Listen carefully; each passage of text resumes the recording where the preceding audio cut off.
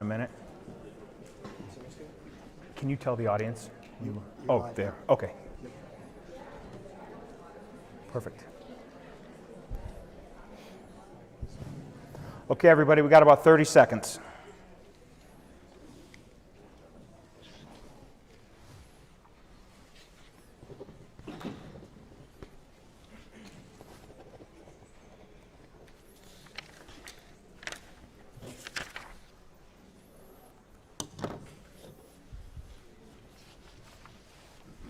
Five seconds.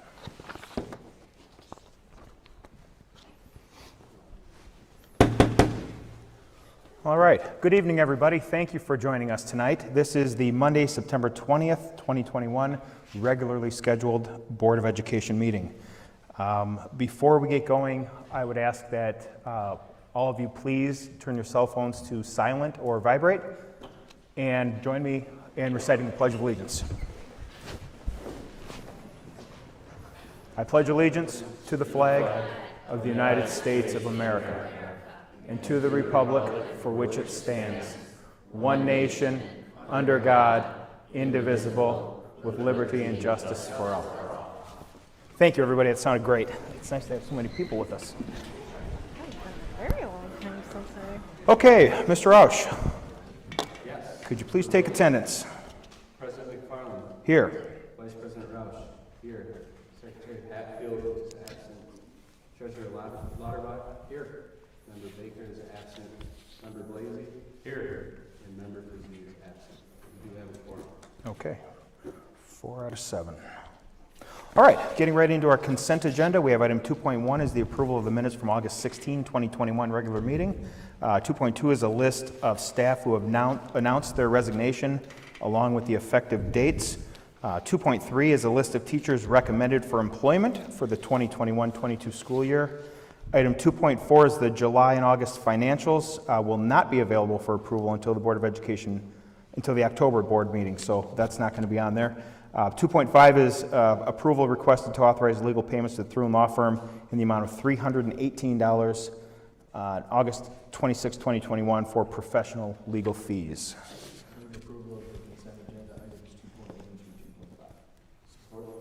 Motion by Mr. Lauterbach, support by Mr. Rausch. Any discussion regarding items 2.1 through 2.5?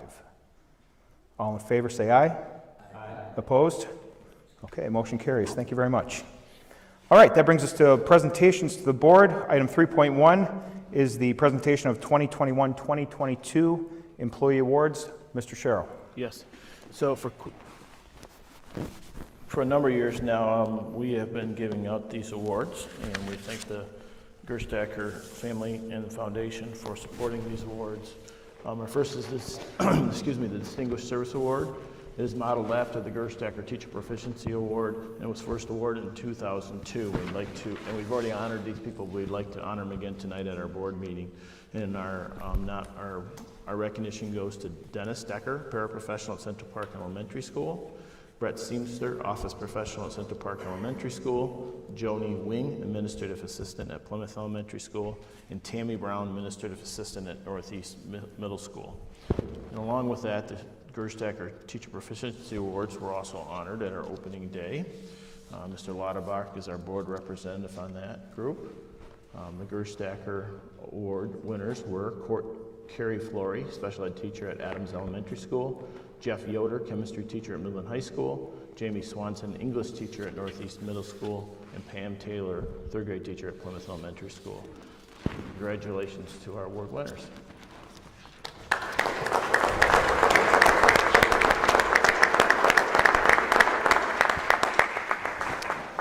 And 3.2, the Shining Stars. Yeah, so Shining Star, a little different this time. We usually do a teacher and a support staff. I'll read a little bit why this one's a little different than in the past that we've done. The Midland Public Schools Transportation Department is made up of more than 40 staff members dedicated to ensuring Midland community students get to and from school safely each and every day, as well as to and from special events. However, Tuesday, September 7th was an extraordinary day for our transportation team. Kudos to our transportation managers, Vicki and Angie, as well as our bus drivers and paraprofessionals who chartered the tornado warning and sirens issued at approximately 3 p.m. Our middle school and high school students were already on buses making their way home. With a moment's notice and with coordination by the transportation managers, the bus drivers diverted their traditional route and made their way to an MPS school or a building to shelter with students to await the all clear. Once the secondary students had been delivered home, our stalwart bus drivers and parapros went back to school to pick up their elementary students. Needless to say, some of these little ones were visibly upset by the severe weather. This team's quick thinking, cool heads, and empathetic hearts got all of the bus riding students home safe and sound on this extraordinary day, as they do 180 days, school days a year. Congratulations to our transportation department. Welcome.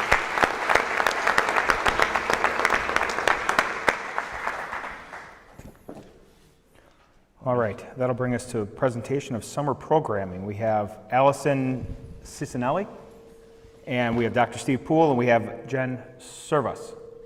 All right, thank you. My name is Allison Cicinelli. I'm here with Jen Service and Steve Poole from the Curriculum Department, and we're here to talk with you about our summer learning program. And JR, can you hold up the screen to the slides?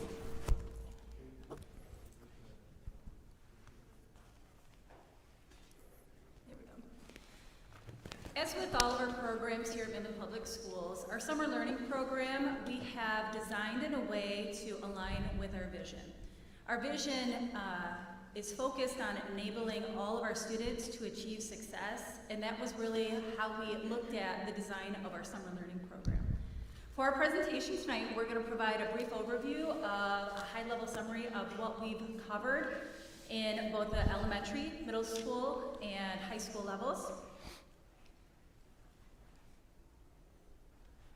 For the summer learning program, we delivered instruction through multiple modes of learning.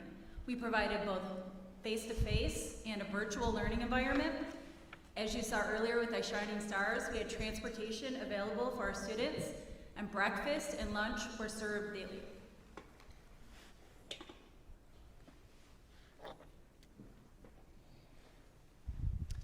The funding for our summer learning program was mostly paid for out of federal funds.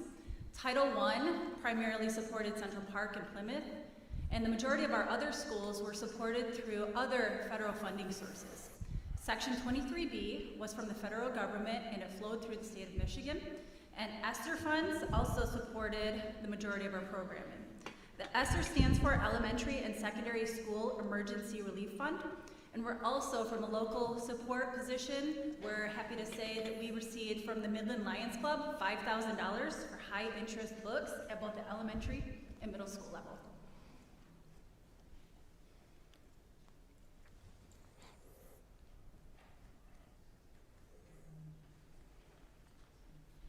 So starting with elementary summer learning. We had 348 students participate in programming this summer, 55 elementary teachers, and 25 paraprofessionals. We had 5 what we call programmatic functional support specialists that really helped to get all of the programs at the buildings up and running. They supported daily attendance and also supported payroll. Students were identified as needing additional support in language arts and in math, and we used data from NWEA and IRIP information, individual reading improvement plans, to invite students. We had a few different learning models. We had individual and small group tutoring that was held both in person and virtually. And we had a traditional model with small groups of students that attended at Central Park and Plymouth. Our overall attendance rate for elementary, 87% of students attended. Approximately $342,000 was spent to run the elementary summer school programming. And we did ask for feedback from our teachers, and a few to highlight for you and share. The first one had to do with the tutoring model. The teacher felt that it went really well. This teacher tutored 5 students in a one-on-one approach, and students made significant progress. Parents were very happy to see the progress and also really engaged with the teacher so that they could find out how to further support their students at home beyond the summer experience. And then the second comment was reflective of an in-person program at Central Park, that it was incredible. Students and families loved the times and the short weeks, gave them some flexibility to also enjoy some of their summer. And our PSFS had everything set up perfectly so that things ran smoothly from day one. And on to middle school. At the middle school, our programming supported 72 students. We also had 16 teachers and 1 programmatical function support specialist. The focus for our summer learning for the middle school program was on math and literacy. We had 16 students participate in our literacy program and supported 56 students in math. Students were invited based on criteria, multiple points of criteria.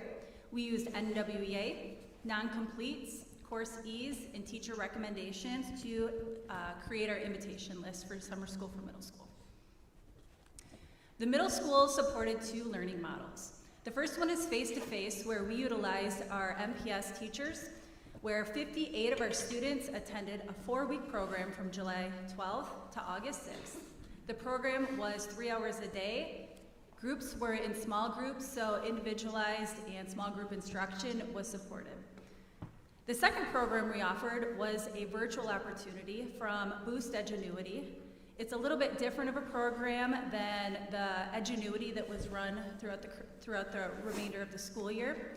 This was an 8-week program where students took a pretest to determine individualized pathways to support student learning in both math and literacy.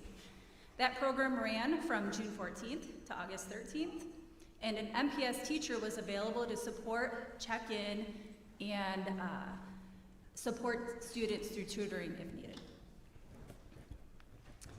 Attendance overall for the middle school program was 72%. The overall cost for the middle school program was $88,000. And we did receive some great feedback from both some of our students and our staff. When students were asked if you would do this again, we gathered several responses, and the majority of them were primarily pretty positive. One student said, yes, it was really fun, and I also got a free book every time.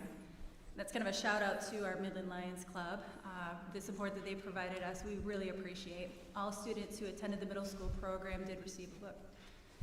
And another student said, yes,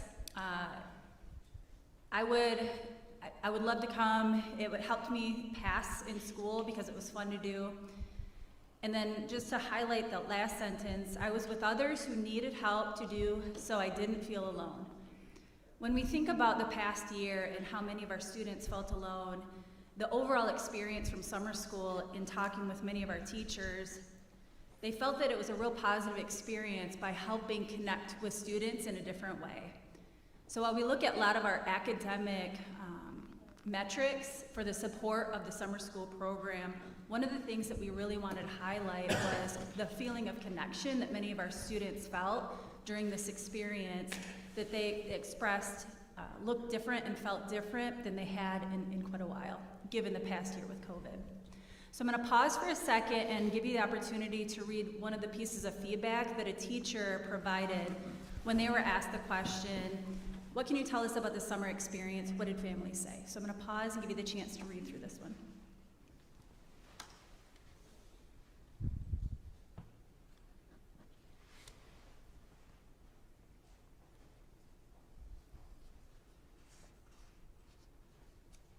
Just to lift out a couple of the comments, truly impacted not only students' learning, but their confidence. Mm-hmm.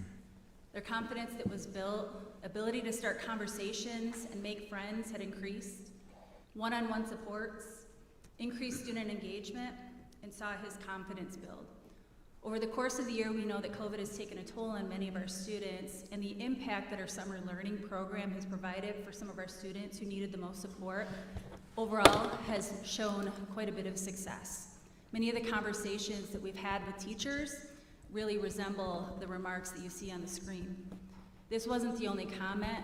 A lot of conversations have really supported this whole mindset of students who really felt the deep connection in the small groups for the program that was created this summer. On to high school. the high schools focus on credit recovery. So in high school, you either get credit or you do not get credit. And obviously, we had a lot of students that did not do very well first semester last year when they were virtual. And we were able to bring those students back in second semester to make sure that they were able to get credit. But they were still behind in credit. So this summer school really did help a lot of those people who chose to be home first semester. The MHS program ran June 14th through July 9th. They had a morning and an afternoon session, and it did go over a little bit past July 9th, and I'm guessing that the Dow High did went over as well. They were from July 12th through August 5th. Why would it go over a little bit? Because we wanted to make sure as many students as possible could get credit. So there were students that were working in those courses, maybe they had another unit to do, we would allow them to continue to work to get the credit. We had 182 students total for high school, 24 teachers, 2 programmatic functional support specialists, and 3 paraprofessionals. It was also an emphasis on math and ELA district-wide, as we talked about with elementary and middle school as well. But we also had some social studies and science in there, so our percentages are pretty good. For math, 78%, ELA 84% that earn credit, social studies 91%, and in science 89%. So very good numbers of success when it comes to earning credit in the classes. Achievement 83%, so 286 of 346 attempted credits were earned. So that's a great percentage to have students that started a class and that number achieved credit. Numerous students earned more than 1 credit in summer school. There was 11 students who earned 2 credits, which is 4 classes during summer school. So 11 students really worked hard in summer school to get credits and catch up. And again, in high school, you don't just move from 9th grade to 10th grade. You have to have a number of credits to move to that next grade level. So a lot of them were able to move from 9th grade to 10th grade because they made up credits in summer school. Costs approximately $225,000 to run the high school summer school program. We also asked for feedback. These are from teachers. Students were engaged and happy to have the opportunity to earn credit. And I really like this last one. They seemed motivated and internally fulfilled when completing assignments. They knew that they screwed up and didn't get credit the first time around. They wanted to make sure that they earned credit, so it was something that was internal as well. And that ties into what Allison was talking about students feeling better about themselves. And there's a big shout out to transportation. It's funny that they just won the Shining Star, but Vicki and Angie at Transportation were amazing. Tina Malzahn and Chartwells, they received breakfast and lunch every day. I also want to make sure that I thank our principals and our counselors because they had to recommend the students for these programs. And even our teachers from high school to middle school all the way down to elementary because they were able to identify the students that needed help as well.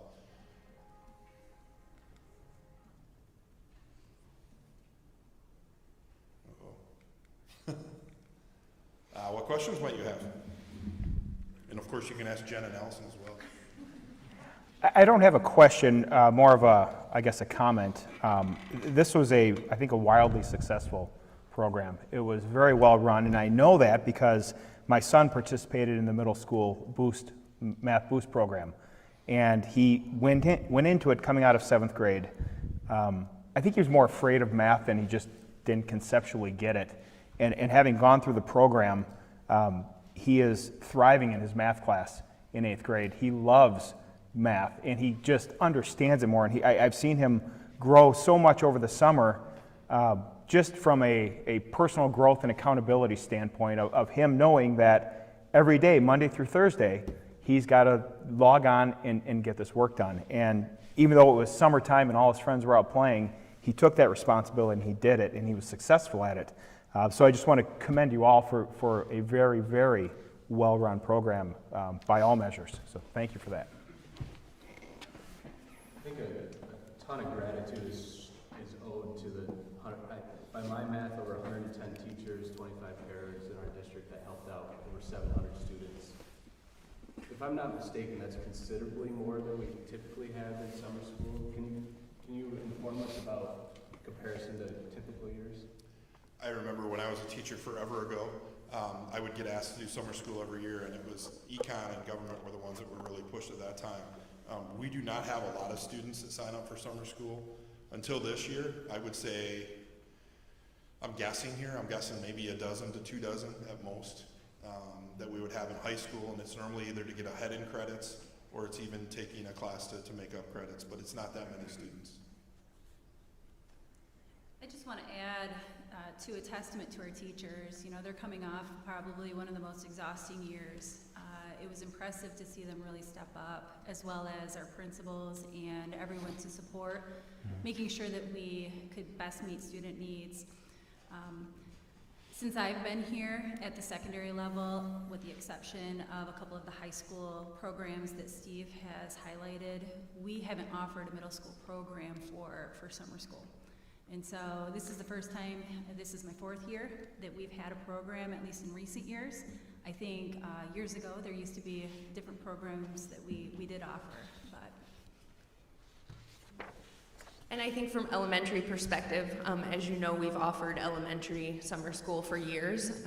In 4 years, it was much more of a traditional model where we did have a lot of options this year for students to engage, whether it was in person or virtually, whether it was small group or one-on-one, or a more traditional model. So I think all of those options really gave families choice, and they were able to, you know, choose the one that worked best for them so that many more students could participate. And maybe one more question. Did we track the NWEA after the summer school, or will we get those results in the fall? That's a great question. We were hoping to have the NWA results to be able to use as a part of this presentation, but we did have to extend the window an extra week due to some of the students not being able to test. Okay. So we're hoping to have those results aggregated over the next couple of weeks for us. So quick numbers here, 655,000. What portion of that is 1A, ESSER 1, ESSER 2? What was the cost of the district of that 655? Anything? Yeah, Brian will get into the detail of that, Brad, but we did start this plan well before ESSER dollars were even available or announced, and so we were going to commit some of our general fund, no matter what we were doing, to learning loss. It's something I've been pushing for a while, is to get a robust summer program at all levels, and I think what we learned, we'll continue to do so. But Brian can tell you the dollars break out better. Yeah, sure. I will double down on what Mr. Sherrill just said. When we planned, we didn't know what funding source we were going to utilize. The state actually came out with a funding source called 23B that you saw in that presentation. And those funds to pay us retroactively for our costs just became available last week. We don't know the full amount of our allocation right now because it is application based, and it was prorated across the state based on the number of students in the state that participated in the larger pool. But we're anticipating that we might be somewhere near, Brad, 95 to 100% of those costs being covered by 23B. If there were remainder costs, our plan right now is to shift those to ESSER 2B dollars. Okay. So between 1A, 23B, ESSER 1, and ESSER 2, or ESSER 2 and 3, which ones of those will expire or have expired? Great question.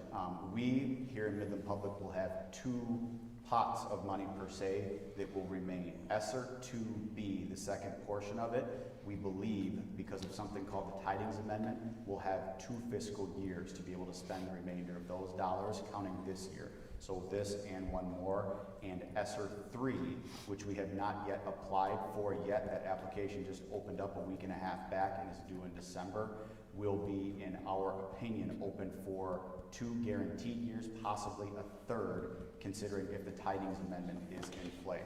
So this year, the following, and possibly one more. So we'll have maybe not 100%, but a pretty good percentage of all of our expenses will be covered for the next couple summers. I believe, I don't want to speak out of turn for Mr. Sherrill, but I believe it's our intention to run a very, very robust summer school for the next foreseeable future. Okay. So it seems like we have immeasurable impact to, I don't know, I didn't add it up. What was it, 700 kids? 700 kids. Okay. Yeah, you know, when we're all done with these ESSER funds, we have several strategies in place, from student supports to mental health to summer school, learning cost gap. When we're done, you know, we're going to have some data, and we'll probably have some tough decisions to make when the ESSER funds are gone, and what's our best bang for the bucks and what should go in the general fund going forward. And again, I've been a big believer, and both Brian and I came from districts that had very successful summer programs, and so we've pushed for a while. As Steve said, at one time it was more credit advancement than credit recovery at the high school, and I think it's a changing mindset here, and they did a great job getting it off and going this year. So I think you're right. I think we're going to have to continue to look at it. Then I guess the question for you guys, the middle school program, was that at one school or the other, or both? That was at both of the schools. The programs were run a little bit differently between the different buildings. The principals really headed up. So Tila and Dirk were the two that really took charge and did a nice job setting it up. When Tila transferred to Midland High, Shannon was the one that actually implemented it, but there's a lot of collaboration behind the scenes, a lot of teamwork to really pull off a successful program. So a lot of hands on deck. Our programmatic function support specialists worked between both of the buildings, and there was also coordination with both of the high school principals because of all of the renovations in the summer. So the programs were actually located at Midland High and Dow High. So Jefferson students attended at Dow High, and then Northeast students attended at Midland High. Some of that was construction related. Okay. And that model will probably continue with trying to do air conditioning at Northeast? Yeah, you know, the truth is, in districts usually like ours, they kind of try to pick a location, one location for middle, one for high school. We're going to have to look at that going forward. This year, our principal's pretty adamant. They all wanted to try something at each of their buildings. So we'll review that and bring that back as we go forward. Okay. Thank you. Any other comments? All right. Thank you very much for the presentation tonight. We appreciate it.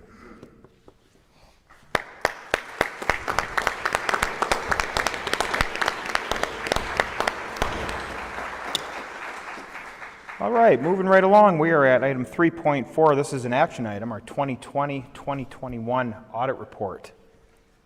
Where is...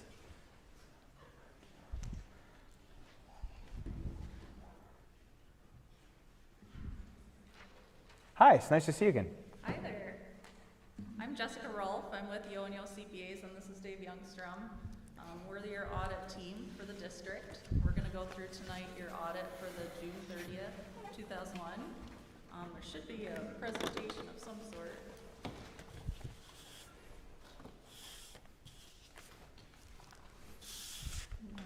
Someone can switch. Give us 1 second. We'll work on that for you, Jessica. Brian's going to check on that.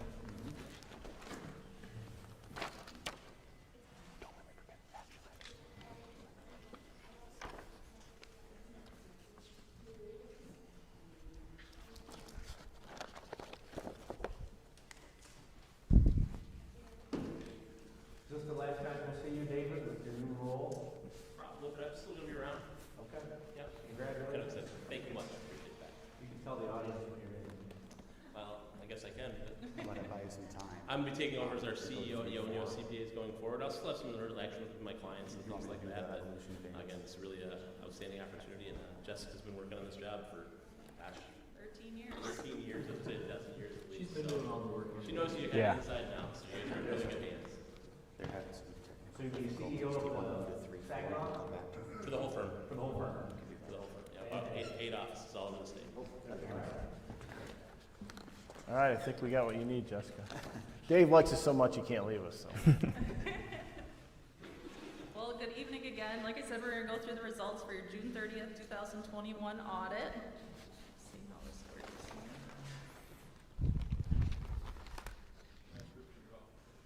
With that being a PDF, I don't know that it's going to scroll.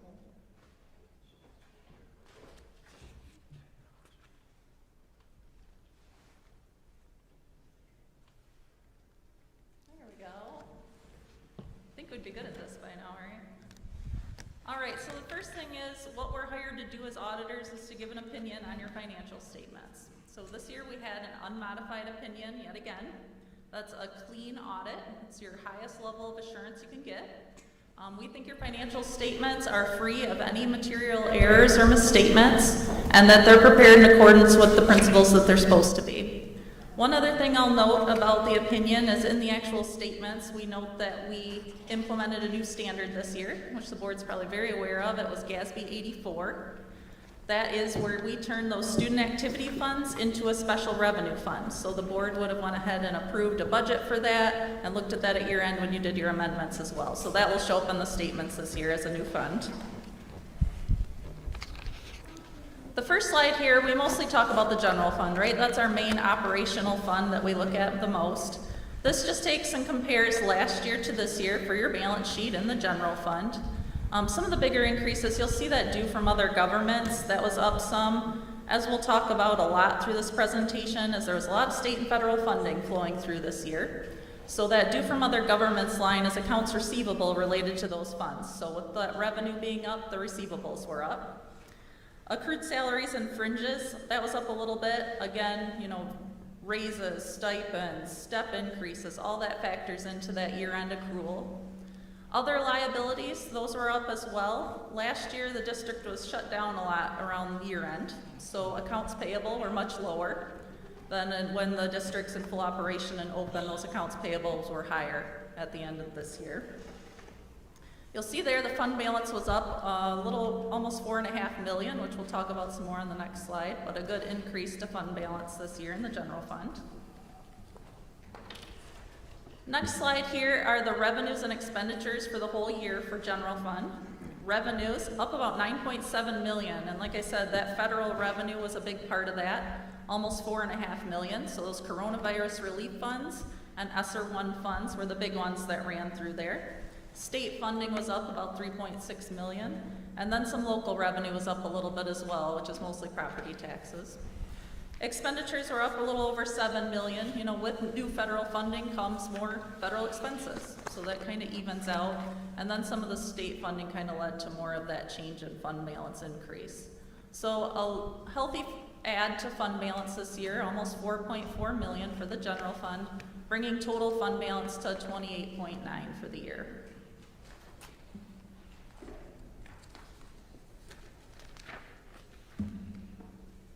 Next up, we look at how you did compared to budget.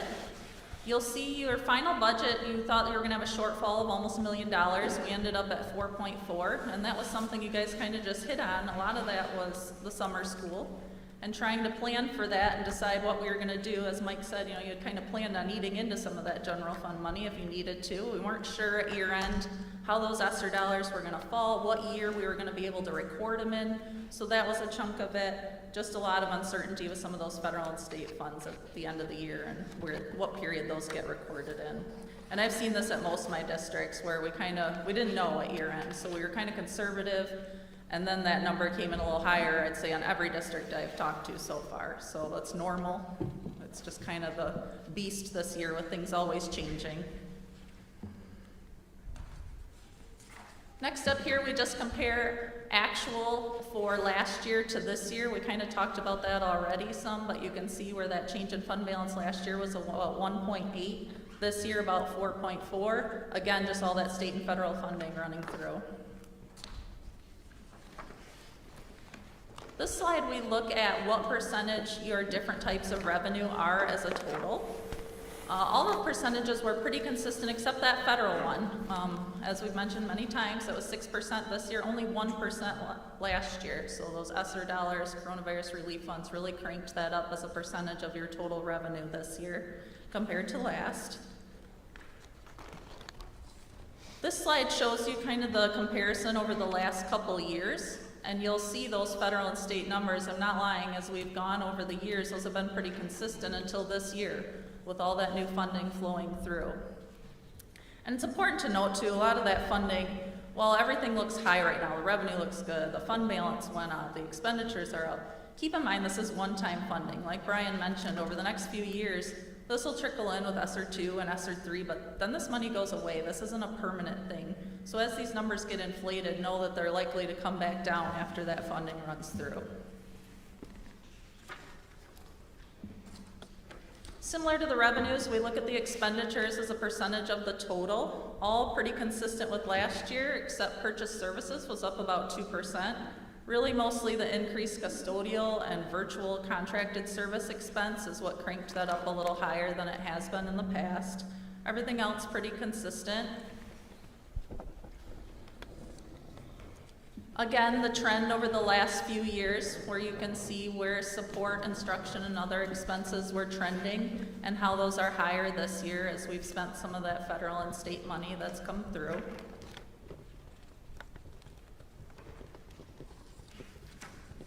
This slide, we look at your general fund revenue and expenditure on a per pupil basis. So we take your general fund revenue and expenditures and divide it by your state aid membership.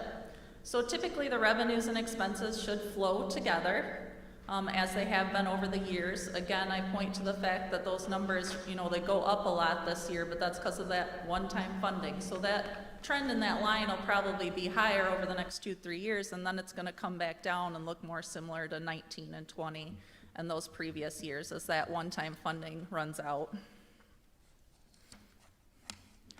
One of the slides everyone always likes to see is what's that total fund balance as a percentage of expenditures. This year we ended at about 33%.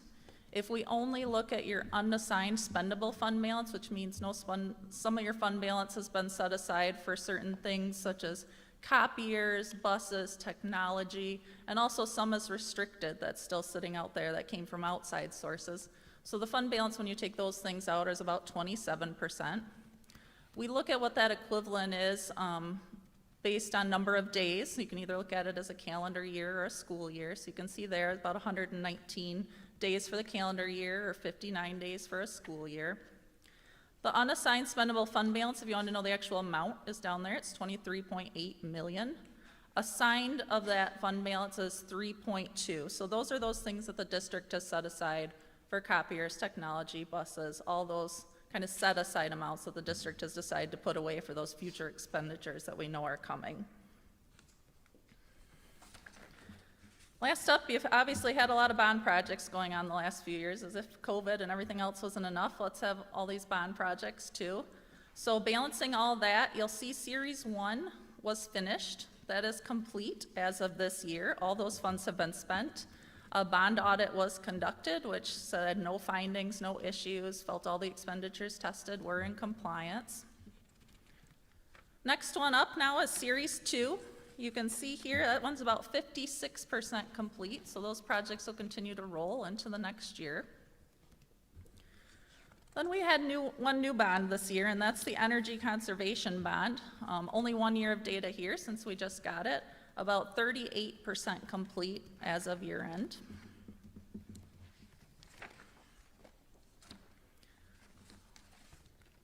Then kind of the exciting part of this whole audit, if anything's exciting, is the financial statements and single audit. So what were the actual results of all this? So our financial statement audit, you'll see a lot of no's there, that's a good thing. We had no findings and no comments. We thought everything looked really good. That says a lot for a district that does an audit so quickly after year end of your size. It says a whole lot, especially with everything going on this year. So management was very well prepared as always, and that came across in these results. Federal awards, we audit only federal programs as part of all this. We pick certain programs based on a formula. The programs we picked this year were Title I, those new coronavirus relief funds, and then the Education Stabilization Fund, which is your ESSER. Also with those audits, we had no findings, no issues there, an unmodified opinion. We had one management comment this year, and it's really more of a technicality than anything. Your food service fund balance is required to be 3 months expenditures or less for the most part. It's a little high, as is a lot of people's right now with all the money coming through. When the audit gets submitted, MD automatically does a calculation where they'll look to see if it's over. If it is, they look for a finding. We didn't feel it warranted a finding because you guys have done everything you're supposed to. You know, you're waiting on vendors, you've submitted spend down plans. There's a lot of stuff that you were supposed to get that you haven't gotten. So that fund balance wasn't spent down, but it wasn't because you guys weren't doing what you're supposed to. It's just kind of the times. So we put the comment in there just so when MDE looks, they say, okay, they saw it and this is why they don't feel it's a finding. So it's kind of a technical issue. So that is in there as a comment, but everything was done according to plan and how it should have been. Last up, we always hit any future challenges. I think it's pretty aware. COVID-19, unfortunately, continues to be a really strong issue, both for instruction and accounting. Spending and compliance related to those state and federal grants. You know, as we saw last year, we didn't always know when those funds were going to be released, what was required, what the compliance requirements were. They were coming out after you already got the money. So those challenges will still exist as those ESSER 2 and ESSER 3 dollars come out, hopefully a little bit less than before. And then we always mention that pension and post-retirement liabilities, you know, those fluctuate year to year. It's based on an estimate. It's something that the states decided to put on your books, and those continue to sit out there as large liabilities over the years that will get paid down, hopefully, eventually. And that's really it. Everything went really smooth, like I said. We met with the Finance Committee about 2 weeks ago, and they reviewed everything in a little more detail as well. So if you have any questions, let us know. Any questions? Jessica, I think you said that the audit was complete on Series 1. Are we approving that tonight too, or did we already review that one? That one was done before. Yep, that was a little bit ago, probably almost a year ago. Okay. Okay. Thank you so much for your time. Thank you, guys.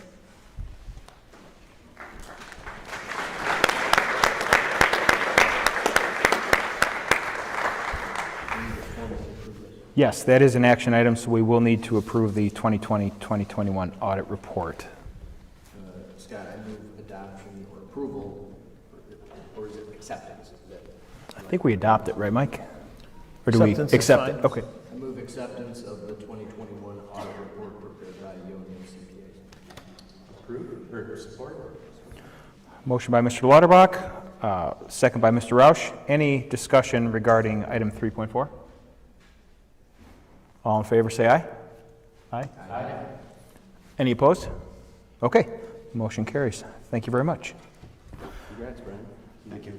And well done, Brian. Well done. Okay, next up, we have another action item. This is item 3.5, the amended fiscal year 2022 tax resolution. Mr. Bruton. Thank you, President Farland. I appreciate it. In your board packet this evening, you have multiple tax resolutions in there, and there's lots of numbers and lots of facts for you. But I really would just like to take about 60 seconds to give you an overarching explanation of what happened. This really reaches back to when Proposal A passed back in 1994. And at that time, Midland Public Schools was above what the new established student foundation was. That set a number for us that's been the same set for the past 27 years, which is the number of $415.13 per student. That was etched into a tablet at that time. That was the amount that we were allowed to, as a district, to collect from our local taxpayers if they authorized us to, in addition to our foundation allowance, above and beyond what the state would give us. So since 1994, Midland Public Schools has been doing a calculation, which we call our hold harmless rate, to be able to collect $415.13 per student. Typically, the past couple of years, that rate's been somewhere between around 1.6 to 1.8 mils. It fluctuates a little bit based on a formula of what the properties within our jurisdiction are worth and what our predicted student enrollment are. So, in June, I bring to you what that proposed hold harmless rate is. That's based on what my prediction of property values are going to be and also what our student population is going to be. We have to do that very early before the next fiscal year starts. We passed those rates. We adopted it in June for the city of Midland. We further adopted that for the rest of our taxing jurisdictions in July. In the meantime, after that happened, the school aid budget was passed that had the most substantial change to the hold harmless calculation since it was initiated 27 years ago.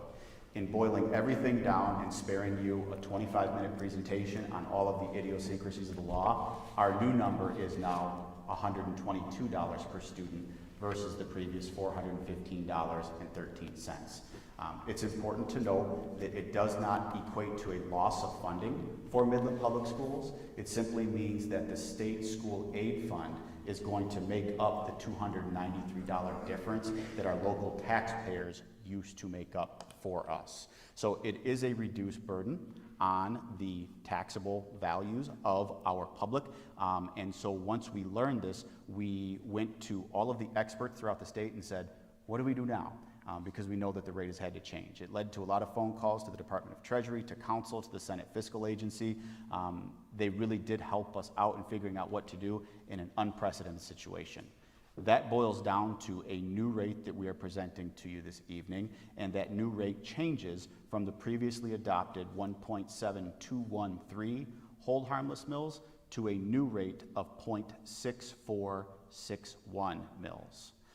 It gets a little bit more complicated because these summer tax bills have already gone out in the city of Midland, and those summer tax bills taxed at a rate of 0.8607 mills, which was a levy that was about 0.2146 mills beyond.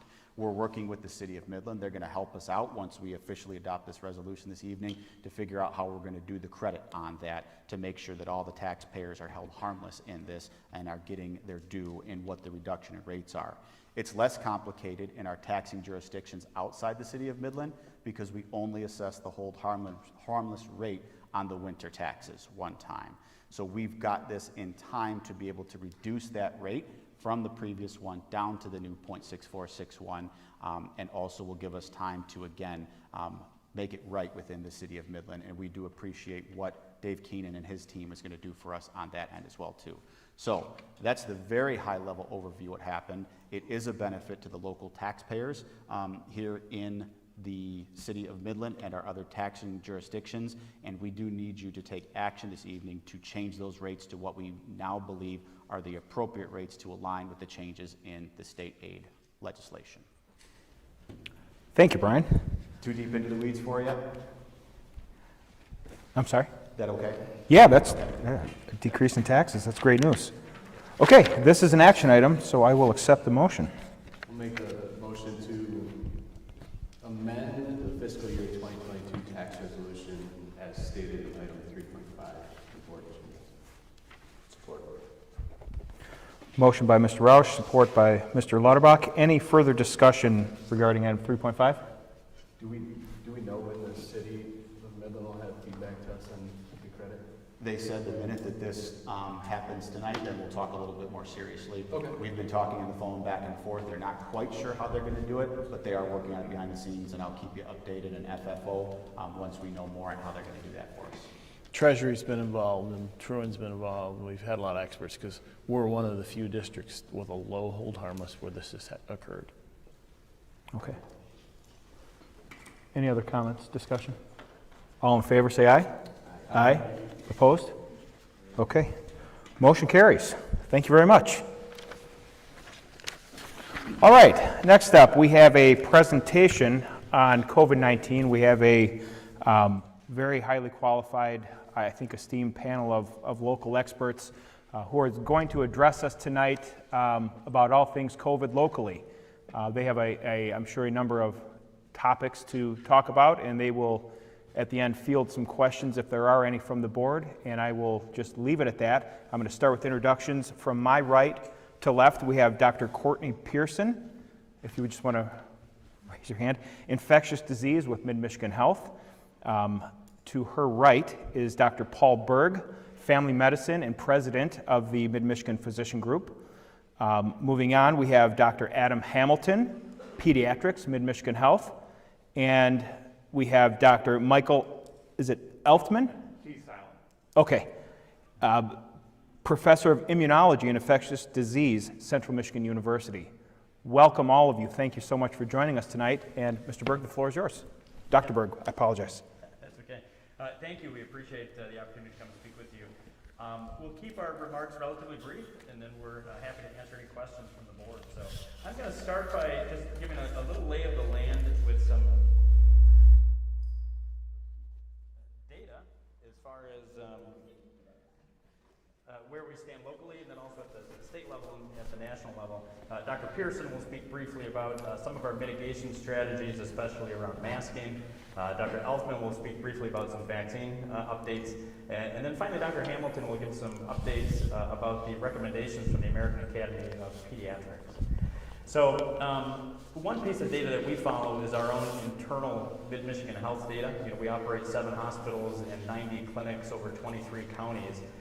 Currently in the pandemic, we have admitted 1,936 patients, so almost 2,000 patients have been admitted. We've had 285 deaths in the health system, and we have had 7 hospitalizations in patients less than age 20, although admittedly we do not admit a lot of pediatrics patients to our hospitals. They typically go to Covenant or U of M, the higher tertiary care centers for peds.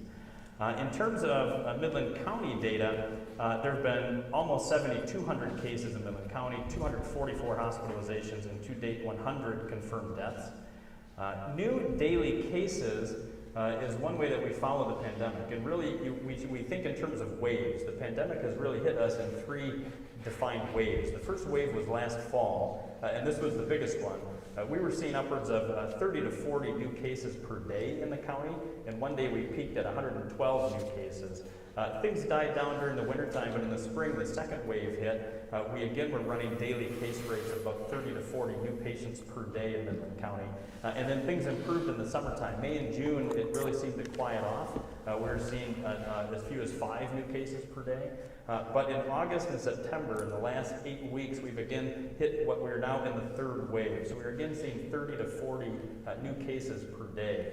The other way that we look at this is with a test positivity rate. So of all the tests that we order at any given day or any given week, what % of those tests come back positive? In the summertime, we were at a good place. We were down around 1 to 2%. Now we're currently running 10%. So in the last 7 days, we've ordered 3,000 tests, and of those 3,000, approximately 300 have returned positive.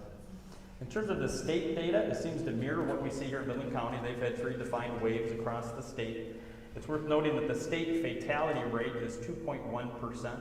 So 2.1% of patients that get COVID are unfortunately dying from COVID. The state of Michigan also publishes school outbreaks. So I did look at that information as recent as 5 o'clock this afternoon. As of today, Midland County has 2 new school-related outbreaks at Meridian High and Meridian Junior High, and ongoing outbreaks at Northwood University, Adams Elementary, Chestnut Hill, Woodcrest, Central Park Elementary, and Jefferson Middle School. Some interesting national data specifically around kids is the following. With the Delta variant, which as you know now comprises about 99% of the variants that we see across the U.S., we are seeing evidence that the Delta variant is as transmissible in kids as it is in adults. Their viral load in their nasopharyngeal specimens is as high as adults. So unfortunately, some of the data early in the pandemic, which suggested that COVID was not as transmissible in kids, that seems to have shifted. Incubation period is about the same in kids. It averages about 3 to 5 days. It's estimated, however, that up to half of infections in kids are asymptomatic. So up to 50% of kids who get COVID won't have any symptoms, and yet they may have a high viral load and are still able to transmit that virus to other kids. And while hospitalization rates in kids remain low, unfortunately it is increasing. And again, that's the result of the Delta variant. Children, when they get seriously ill with COVID, they have similar symptoms to adults. They have respiratory failure, myocarditis, and shock. Children can also get a syndrome called MICS, or multi-system inflammatory syndrome. This is a syndrome where a kid gets COVID, and within several days they spike very high fevers, and then they have multiple organ system failure. Nationally, we've seen 4,661 cases of MISC and 41 deaths from MISC. Total nationally in the pediatric population, we've had 55,000 hospitalizations, and half of those hospitalizations in kids are in otherwise healthy kids with no comorbidities. And unfortunately, we've had 516 deaths total in the pediatric population since the beginning of the pandemic. So my take-home points is that unfortunately, as much as we all want the pandemic to be over, is not. We're still in a 3rd wave. COVID-19 is not a benign condition in kids. In total, COVID-19 is the 3rd leading cause of death in the U.S. currently, and in some months, COVID-19 has reached the top 10 causes of death in children. So we do need to continue to be vigilant in how we respond to the pandemic. Dr. Pearson, I think you're going to talk next about some masking updates. Yes, I appreciate. Can you hear me okay?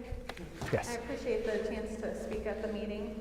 So over the last year, we've had the opportunity to see several real-world school examples that have shown lower transmission rates when layered protection is implemented. So when we discuss layer protection, it means using all the available tools that we have. So this is universal masking, social distancing, frequent hand washing, increasing ventilation, vaccination of all eligible persons, easy access to testing, contact tracing, and staying home when feeling ill. As we discuss this risk mitigation strategies, we must remember this school year is going to have new challenges with the Delta variant as the predominant circulating strain. The Delta variant has been shown to be twice as contagious as prior variants, with viral loads 1,000 times higher. When we discuss communicable disease and risk of transmission, we often use a term called R0.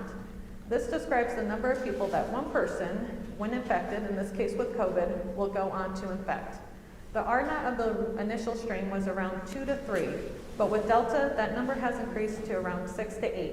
This means that one person infected with the Delta variant can go on to infect between 6 to 8 susceptible people.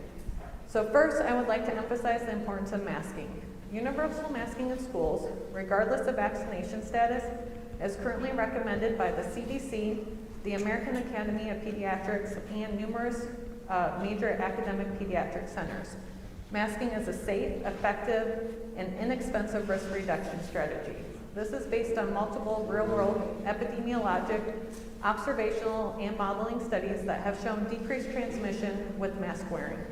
While masks worn in the community setting certainly add a layer of protection to the wearer, the major benefit of masking in this setting is actually as a form of source control. Masks block respiratory droplets of potentially infectious persons. COVID is contagious prior to symptom onset, so it is important that everyone participates in mask wearing. Efficacy in decreasing transmission and outbreaks is improved when there are high rates of mask use. This is why we need a universal approach to masking rather than an individualistic approach. In addition, thanks to the amazing work from the scientific community, we now have safe and effective vaccines for everyone age 12 and above. On May 10th of this year, the FDA expanded emergency use authorization to ages 12 to 15.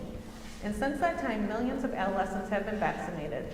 So we now have extensive real-world knowledge of safety. We know areas with lower community COVID case counts have lower risk of cases when returning to in-person learning. COVID vaccination promotion is a key strategy to lower community prevalence of this disease. We are still waiting on authorization for for vaccines in children under 12, which Pfizer did have a big announcement today about submitting data that looked very hopeful. So the best way to protect our children is for everyone who's eligible to receive the vaccine to do so. As previously mentioned, of course, other strategies, including the social distancing with cohorting, hand washing, contact tracing, and proper ventilation remain an important strategy.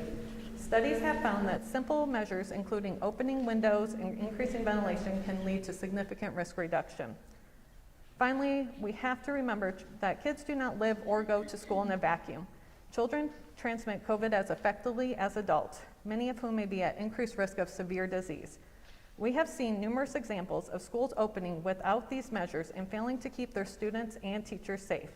This is an incredibly difficult time, but I urge everyone to embrace all our available tools to allow children to continue in-person learning and keep our teachers and communities safe. Thank you.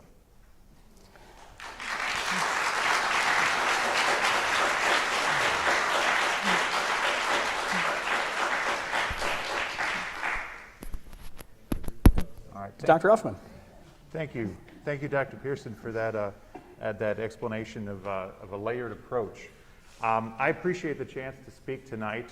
I'm here as a proud parent of 2 students that are attending Midland Public Schools. I also happen to be assistant professor of immunology and infectious disease at Central Michigan University's College of Medicine. I want to mention that all the opinions and views that I'm giving here are as an individual and don't reflect that of my institution. I went to college at MSU with a degree in microbiology, went on to get my PhD in immunology and infectious disease from Penn State University, and I've done research at Penn State and U of M and immune responses to viral infection. My intention here tonight is just to simply provide some information about the effectiveness and safety of the COVID-19 vaccines. One of these, the Pfizer-BioNTech vaccine, is fully approved for adolescents and adults age 16 and up and can be given to adolescents from age 12 to 15 under an emergency use authorization by the Food and Drug Administration. 2 other vaccines, the Moderna and Johnson & Johnson vaccine, can also be given to adults under the EUA. Now, no vaccine ever is 100% perfect, but recently published data suggests that all 3 vaccines are between 71 to 93% effective at preventing hospitalization in adults in the real world. Over 380 million doses of COVID-19 vaccines have been given safely. There are very rare complications that can occur, but these range in less than 7 per million per vaccine recipient. Now, there's 2 technologies that are being used in these vaccines that I just want to take a moment to provide information about. These include the mRNA technology and viral vaccine vectors. mRNA vaccines use a messenger RNA molecule, which basically provides instructions for cells to make the spike protein from the virus that causes COVID-19. Once your cells get this RNA inside them, they make the protein, they use that protein, and your immune system will then learn how to make antibodies against the virus. Those antibodies are what blocks the virus from infecting our cells by preventing it from attaching to our cells. The RNA molecule itself never goes anywhere near your DNA and becomes degraded by your cells. mRNA-based vaccines have been studied in animals since the early 90s and have been used in humans for over a decade in experiments. A viral vector is a virus that is used to carry instructions to our cells. The Johnson & Johnson vaccine uses a harmless virus to deliver DNA instructions to make cells to make the viral spike protein. But the vector can't copy itself, and DNA from the vector does not integrate into our own DNA. The particular adenovirus used in the Johnson & Johnson vaccine has been used experimentally in humans since 2014. I want to conclude with the statement that these vaccines are both safe and effective at reducing severe disease from COVID-19. My wife, my oldest son, and myself have all been vaccinated, and I encourage everyone to be vaccinated against COVID-19. I support the County Health Department and all of Midland Public Schools' efforts to promote vaccination. And I thank you for your time this evening. Dr. Hamilton.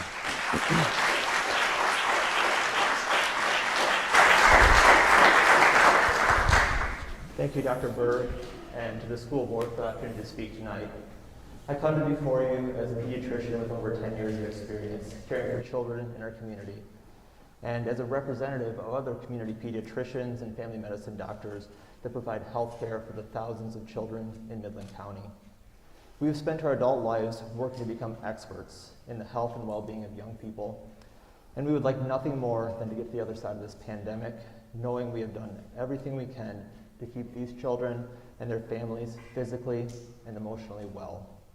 We work hard to practice evidence-based medicine, and our recommendations are based in fact and science. In accordance with the American Academy of Pediatrics, we strongly advocate that all district policy considerations should start with the goal of keeping students safe and physically present in school. We know that remote learning over the past year and a half was detrimental to the educational attainment of students of all ages and exacerbated mental health issues among children and adolescents. When in-person school services were not available during the pandemic, disparities worsened, especially for children who are English language learners, children with disabilities, children living in poverty, and those who identify as minorities. As we start this school year, a substantial portion of students, including all elementary students, are not yet eligible to be vaccinated.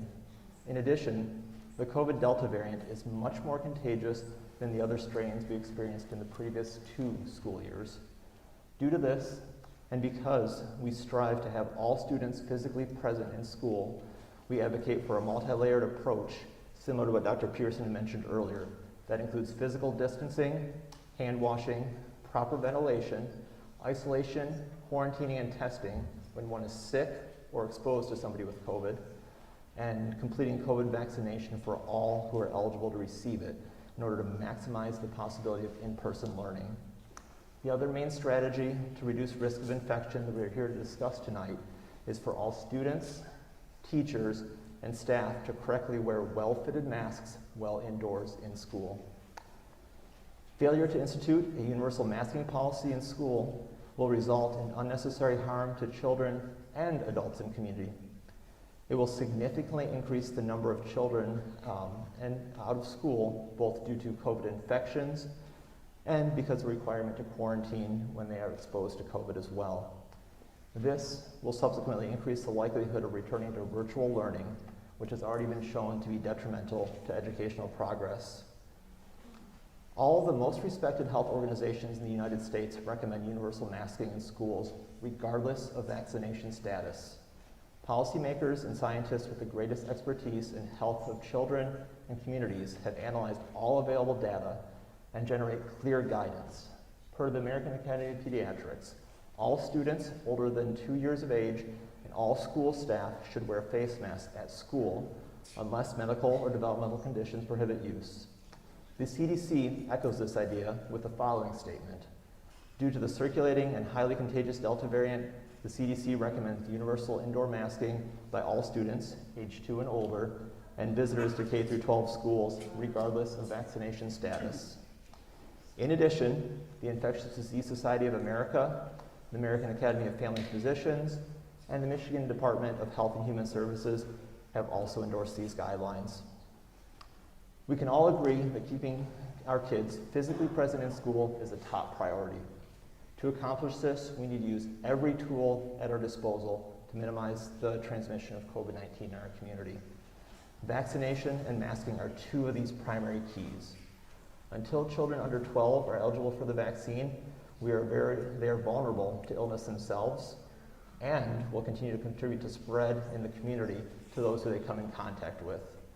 Keeping them masked will help maximize the chance they can remain physically present in school and will minimize the risk of continued spread of COVID-19 in the community. To the school board, I empathize with the difficult position you guys are in. You're having to make medical decisions when this is not necessarily your background. I appreciate that you've implemented mask requirements for those that are under 12 and who are not yet eligible to be vaccinated. I would urge you to continue this requirement, but also to extend the mask requirement to all students and staff, regardless of age and vaccination status, so that we can have the greatest protection for all who are inside your school and in our community. Thank you.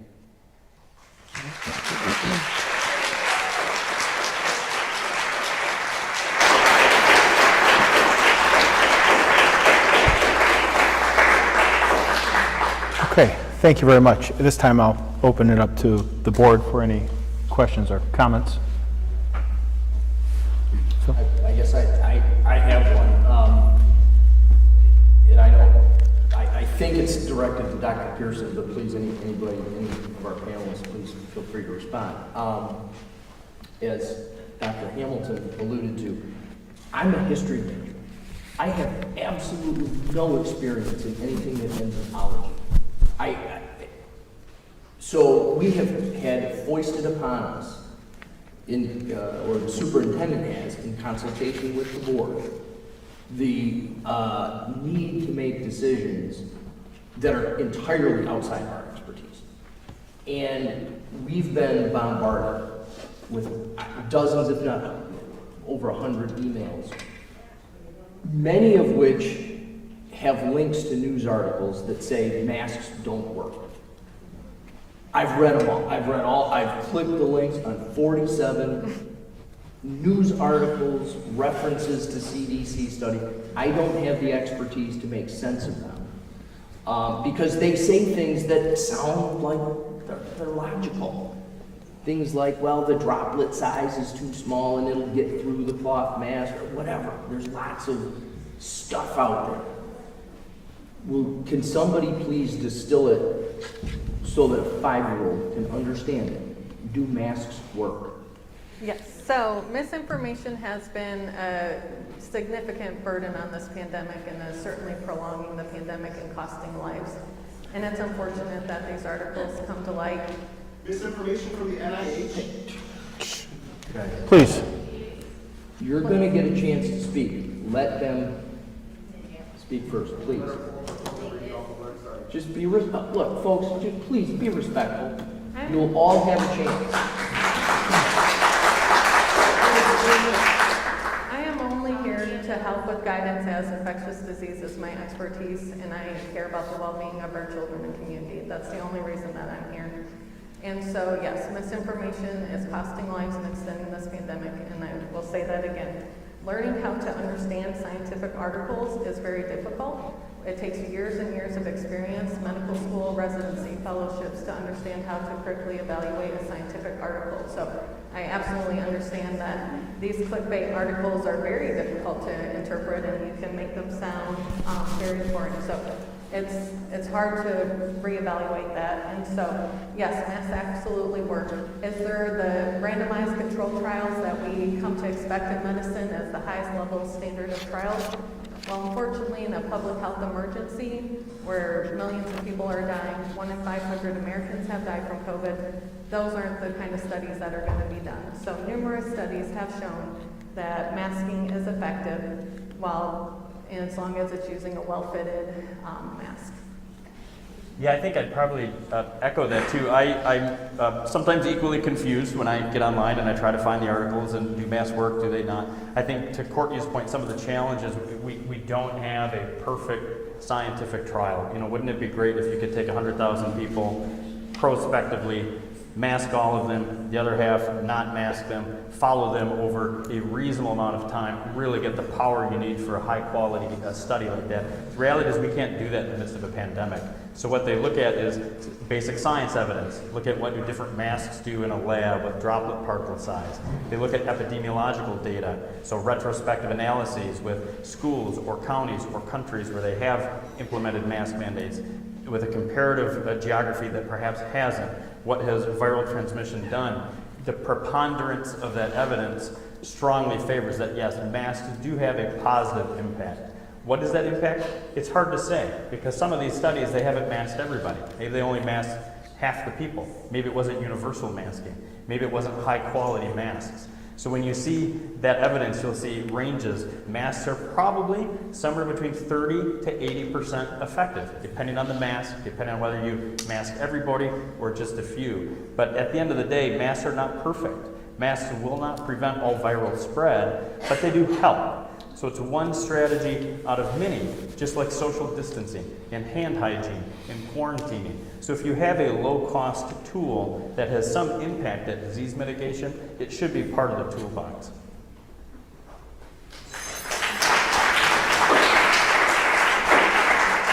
Good. Thank you. Very helpful. Maybe for timing on 5 to 11-year-olds, if anybody could talk more specifically about that. I know there was some decent news out today, and when we can expect. I'm happy to handle that. There's been already encouraging studies on the 5 to 11-year age range. In fact, a news article was just released today from Pfizer, and they anticipate formally submitting their data to the FDA for emergency review within the next several weeks, if not sooner.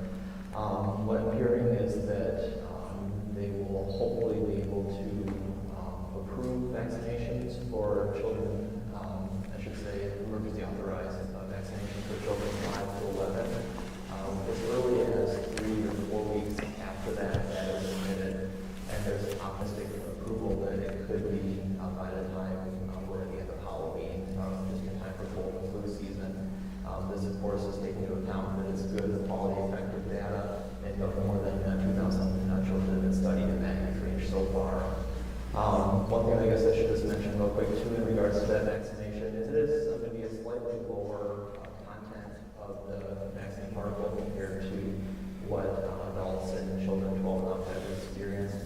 We're optimistic that since kids have such a robust immune response, they'll respond not only well to that, as they'll be limited at any shows, but they'll have a lower risk of side effects from the vaccine because of that lower particle load. Okay, thank you. Dr. Berg, I have a question. Brad. Oh, Brad, I'm sorry, go ahead. Dr. Elfman, you opened with qualification to say that you are here speaking your thoughts, your opinions, your training, your expertise. Certainly.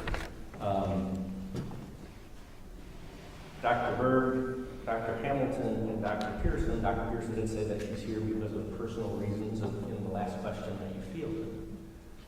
Are you here speaking with the endorsement of Mid-Michigan Health? Are you a speaking arm and endorsing what the three of you are saying? Are you endorsed by Mid-Michigan Health with what you have just disclosed to us? Yeah, Or is so, that your opinion? yeah, so as an executive at Mid-Michigan Health, I would say I'm not here officially on behalf of Mid-Michigan Health. I wouldn't go so far to say that, but our views are very much in line with the health system.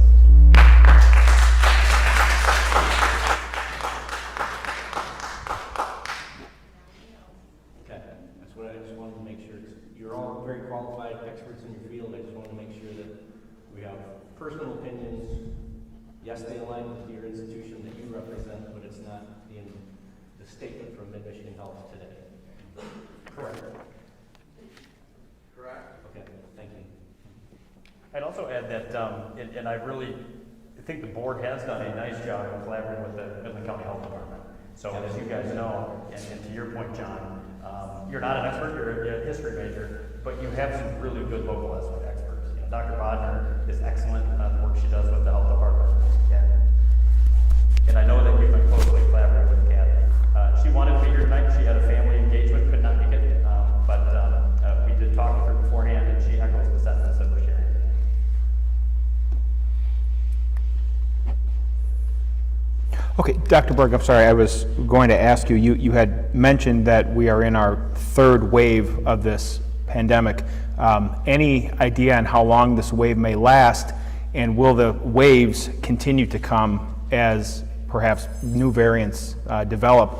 Is there any information about any new variants, just to kind of add on to that discussion? No, good question. Those are questions we debate all the time in the health system. So if the prior waves, the first two waves lasted several months, about 2 to 3 months for each wave. So if this current wave holds true, we really should be through this wave October, November timeframe. Several things have changed since then, though. The Delta variant is behaving differently than the prior variants. It's much more contagious, and people are getting much sicker with the Delta variant. But also, we have over 60% of the population vaccinated. So that's the other thing that has shifted. So in many ways, we're not seeing quite as many total daily cases because we have more than half the population vaccinated. So it's a great question. If one thing this pandemic has taught us, it's almost impossible to predict how this is going to behave. To the question about variants, there's literally dozens of variants that the health departments are monitoring. The Mu variant was one that you may have seen on the news. Currently, the only variant, 99% of the strains that we're seeing are the Delta variant. So it's difficult to predict what's going to go beyond that. The other fortunate news, and I think Mike could probably attest to this as well, the vaccines thus far seem effective against all the variant strains. We've not seen any variant strain that is vaccine resistant, and that's very good news so far. I don't know if you want to add to that, Mike. Well, we haven't seen anything resistant yet that's on a large scale, but we hope it doesn't come to that. Okay, thank you very much. Any other questions? Thank you. Okay, thank you very much, all of you. We appreciate your time tonight. Thank you.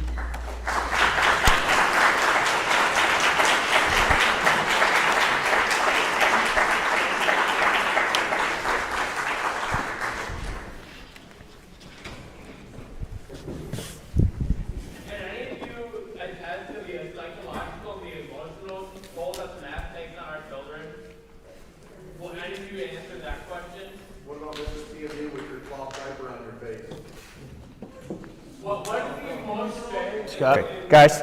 Scott. Hey. You're. Go ahead. Thank you very much. No. No. Do you want to address that? Would you please? That's a very valid question. Is my mic on? As I mentioned earlier, in regards to the masking requirements, there are certain exceptions that we take into account. They're not giving us any exceptions. Hold on. Time out. Look. No more time out. No. Yes, there will be. Look, here's the deal. These doctors took the time to come tonight to answer questions. He's doing the best he can to answer your questions. You owe him the respect to listen to what he has to say, or if I were him, I'd go home and spend some time with my family. Okay? Let him finish. Let him finish, or Officer Hinson is going to show you.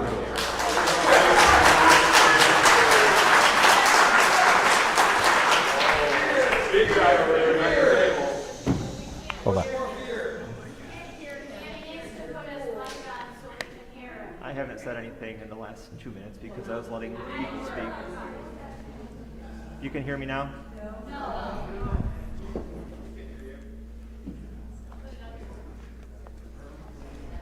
How about now? I don't. I'm not sure what to do differently. Brian, you want to give me yours, try?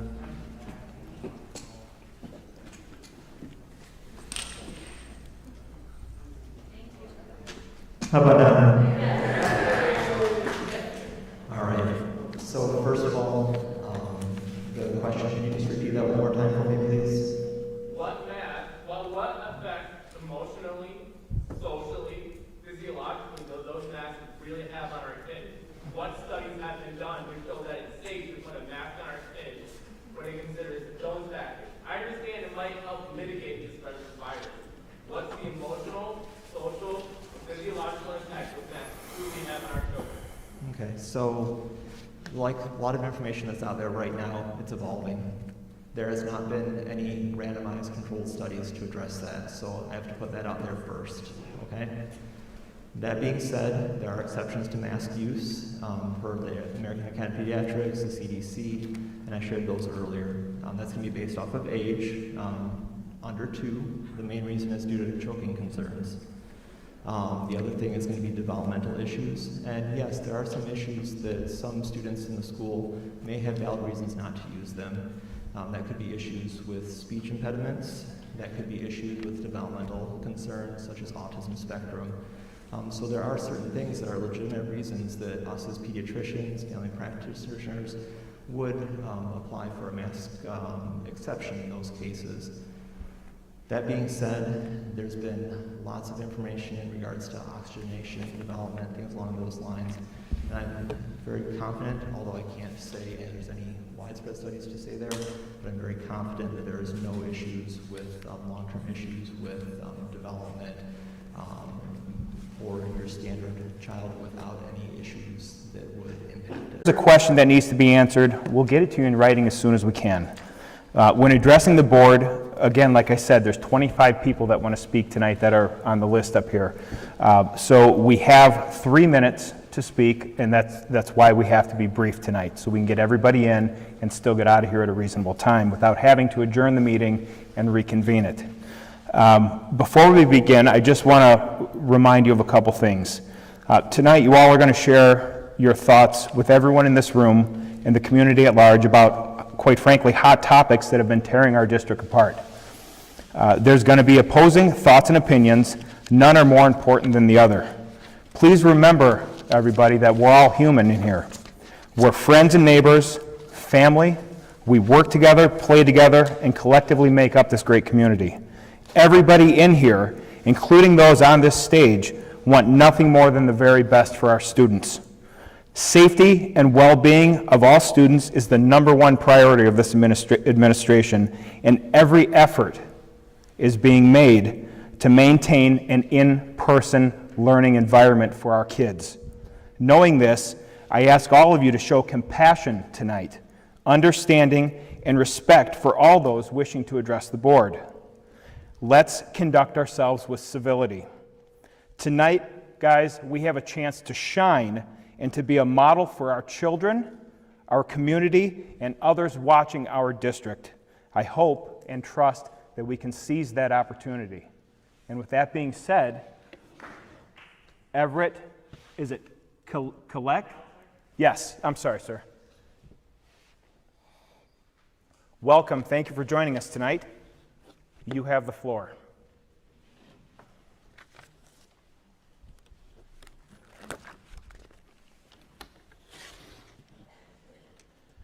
Thank you, board members, for the time.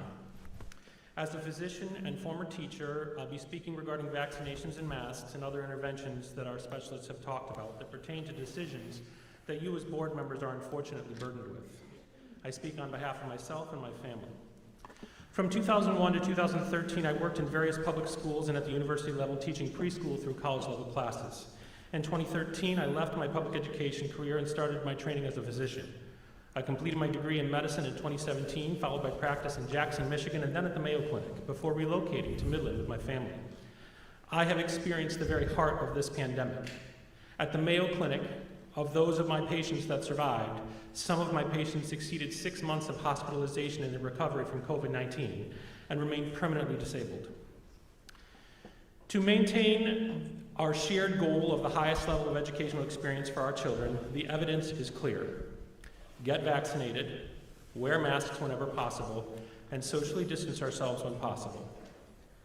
And other measures, as my colleagues have mentioned. Other organizations, from the World Health Organization, the Centers for Disease Control, the American Association of Pediatricians, the American Osteopathic Association, the American Medical Association, have all advocated for vaccines, wearing masks, and social distancing when possible. There is essentially universal agreement on this. The first step in ensuring that our children and those they have contact with are safe are vaccines. These vaccines are built on decades of research and have been shown to be safe and remarkably effective. With hundreds of millions of doses given and only a handful of serious adverse events, their safety is not in question. Increasing our vaccination rate is our best weapon against this pandemic. When you get the vaccine, you protect yourself. However, critically, you greatly reduce the risk that you become a vector to transmit this virus. In other words, your vaccine protects those around you. It is so critical that all of us understand this. If unvaccinated, you are a potential vector for this virus. There are some people that cannot be vaccinated or for whom vaccinations are less effective. These include currently children under age 11 and those with various medical conditions. It is these populations that are most at risk, but we all can protect them with a wall of immunity when those around them are vaccinated, and with masks and socially distancing. The only way to strengthen their protection is for the people around them to make decisions to protect their safety. Masks work, and if everyone is wearing them, they work better. And with so few vaccinated, they are a critical line of defense from this virus. School board members, if mandating masks for every student and staff would save one life in our community, would it not be worth it? Thank you very much.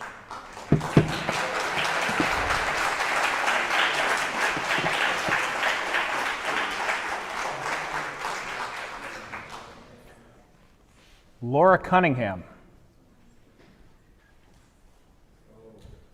Welcome, Laura. The floor is yours. Thank you.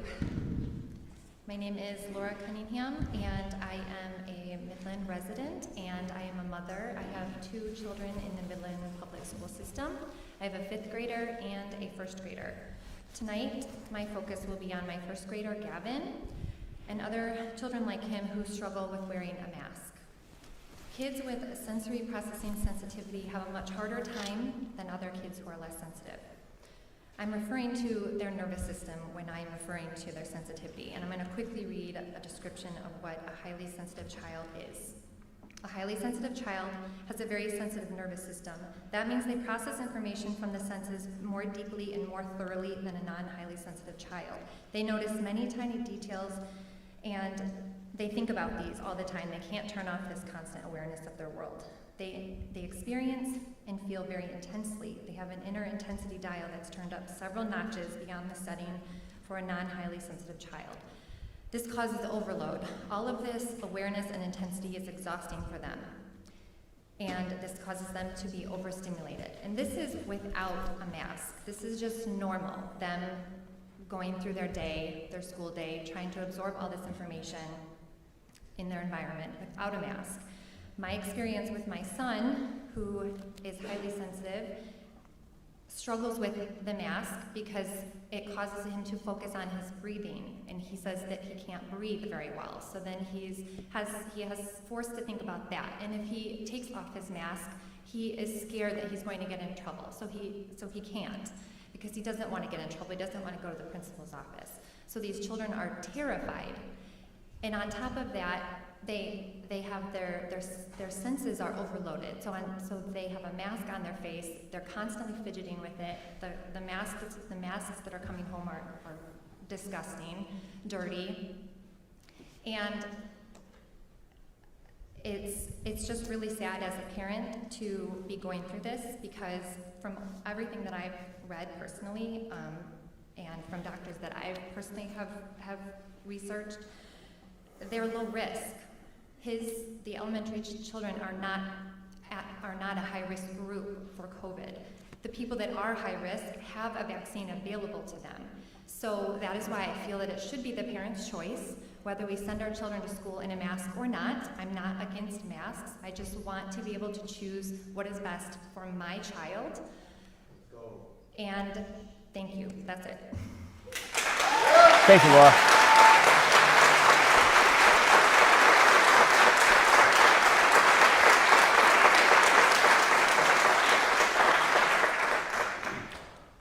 Chad Anders. Good evening, Mr. Anders. Welcome. The floor is yours.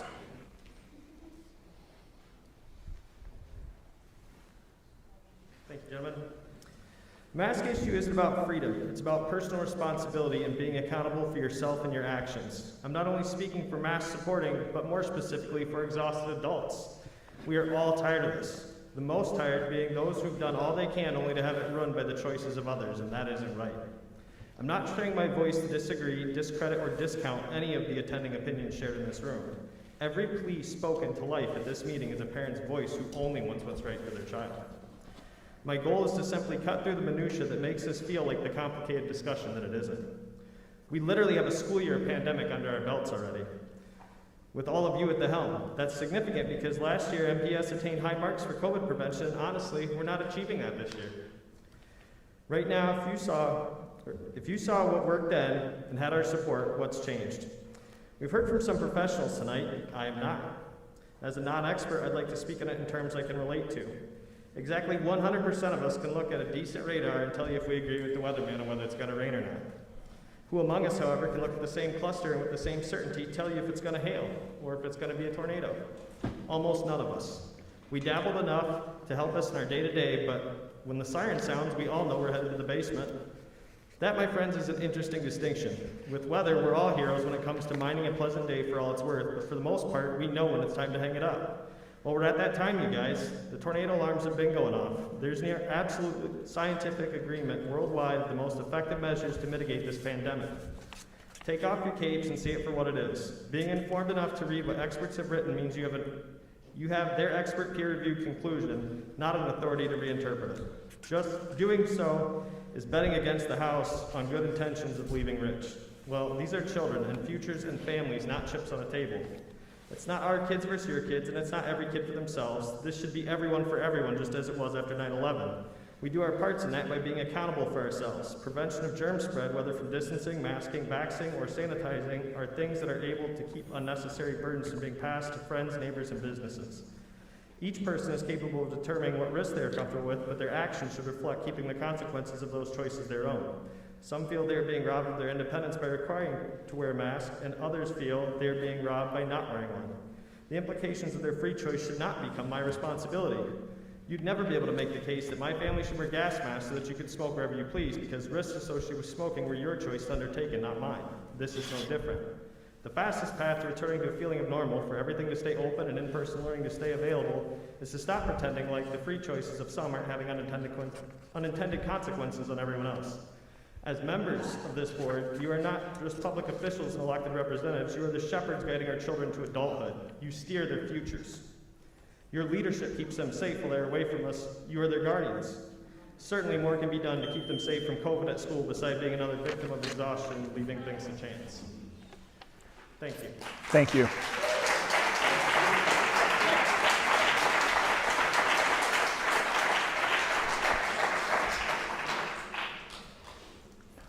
Rob Johnston.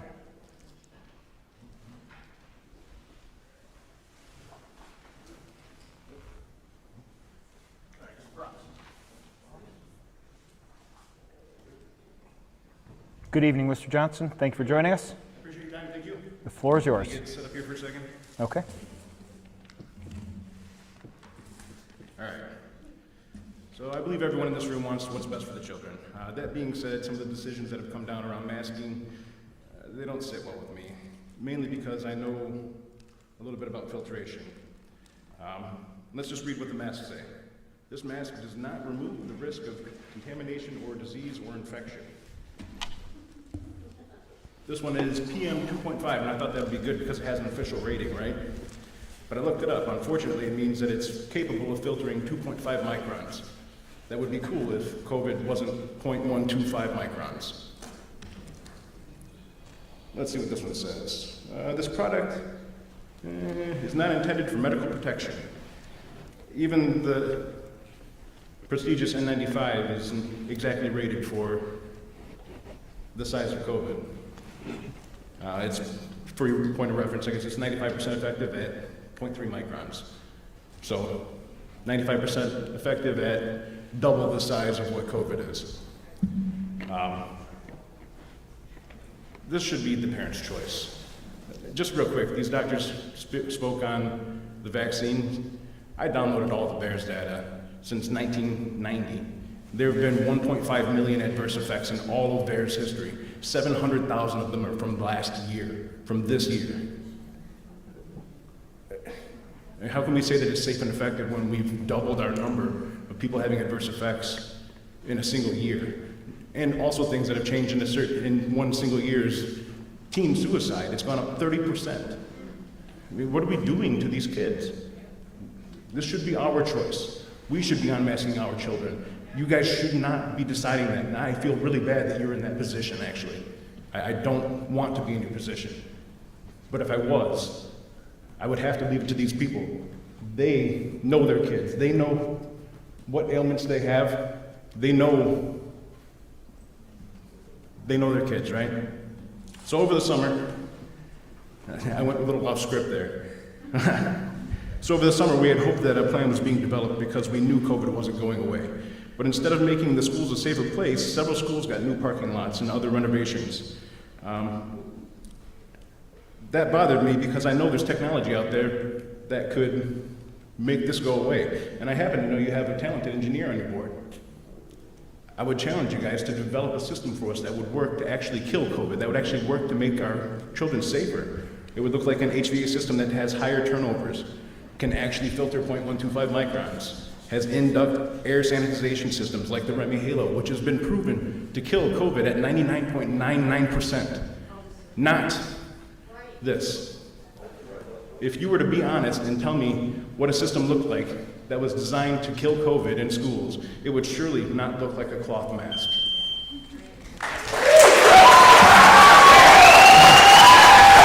Thank you, Mr. Johnson.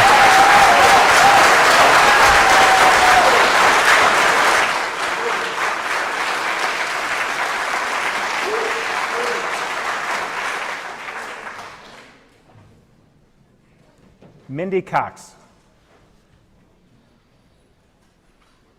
Good evening, Mindy. Welcome. Thank you for joining us. The floor is yours. Thank you. So I'm a mother of 3 girls within MPS. I would like to address the board tonight with questions specifically about the COVID testing protocol. I've attempted to contact the superintendent and the board with emails, visiting the administration building. I've also attempted to make contact with the Midland County Health Department with my questions. All have gone unanswered. So let me address you tonight with my concerns and why as parents we may have issue with them and with the lack of transparency. Are you all familiar that a majority of PCR COVID tests have been recalled by the FDA and the CDC, and their emergency use authorization will end in December of this year? Over 300 manufacturers' tests have been recalled due to an inordinate frequency of false positives and negative results. From the FDA's website, the following is stated regarding this recall. The FDA has identified this as a Class 1 recall The most serious type of recall, use of these devices may cause serious injuries or death. So my question is this: what specific tests are being used on our children? Have the tests being used been recalled, and if so, why is this the method of testing being implemented? As stated, the testing provided frequencies of false positives and negative results, making them inaccurate and unreliable. So the policies potentially in place by our school district may inflate these numbers that we are seeing and perpetuate this cycle of inaccurate results. Let's quit testing healthy kids that are asymptomatic altogether and in turn leave it up to parents to get medical treatment for their kids when needed. Even more concerning, my next question is this. Many of these swabs being used for testing have been coated in ethylene oxide. Many manufacturers have used ethylene oxide on their swabs. Did you know the EO is listed under OSHA and the CDC as a proven highly toxic carcinogen? Further studies of ethylene oxide have proven that it is most harmful when inhaled. Look up ethylene oxide on the CDC's website and you will see the following. Acute toxic effects of ethylene oxide in humans include acute skin, respiratory, eye irritation, nausea, vomiting, diarrhea. Chronic effects in humans include anemia, respiratory irritation with susceptibility to secondary respiratory infection. So our current policies of testing kids multiple times a day with potentially recalled tests and swabs are concerning to me, and I would like answers. These tests may very well be causing more COVID-like symptoms in our population and in turn causing our kids to miss crucial days of instruction. There are alternative methods of testing that are not harmful. Why can't MPS use the saliva method of testing? Did you parents even know that was an option, that your child can spit a tiny amount of saliva in a tiny tube and it would not be harmful or exposing our children to any harmful chemicals? I would just like to have the option for more testing and more transparency as parents across with the board with the decisions, what exactly is being used. Thank you. Thank you, Mindy.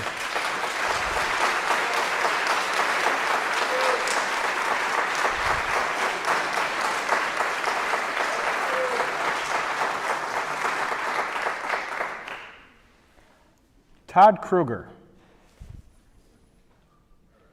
Good evening, Mr. Kruger. Thank you for joining us. Good evening. Thanks for letting me speak. Floor is yours. All right. My wife and I are all lucky to live in, we're all lucky to live in Midland. My wife and I know from experience that Midland has great public schools with outstanding teachers and leadership. We also know from experience it has outstanding physicians. As a layman, I would like to speak regarding the Midland Public School mask policy, which was adopted October 19th, 2020. This mask policy was written in a manner that allows the mask mandate to be activated by one person in lieu of a vote from the board. Quote, superintendent may activate this policy by notifying the school community, requiring all school staff, volunteers, and visitors to wear appropriate face mask coverings. End quote. I wonder, by allowing unilateral effectuation of the mask policy and thus precluding any board vote thereof, does our mask policy violate the spirit, if not the letter, of the Open Meetings Act? According to the Michigan Municipal League, the basic intent of the Michigan Open Meetings Act is to require public bodies to conduct business at open meetings. Clearly, activation of the mask mandate policy is important business. We all agree, just like how many people are here. Why then isn't the mandate deliberated and voted upon by our elected officials in an open meeting such as this, pursuant to the Open Meetings Act? It needs to be. Thank you. Thank you, Mr. Kruger.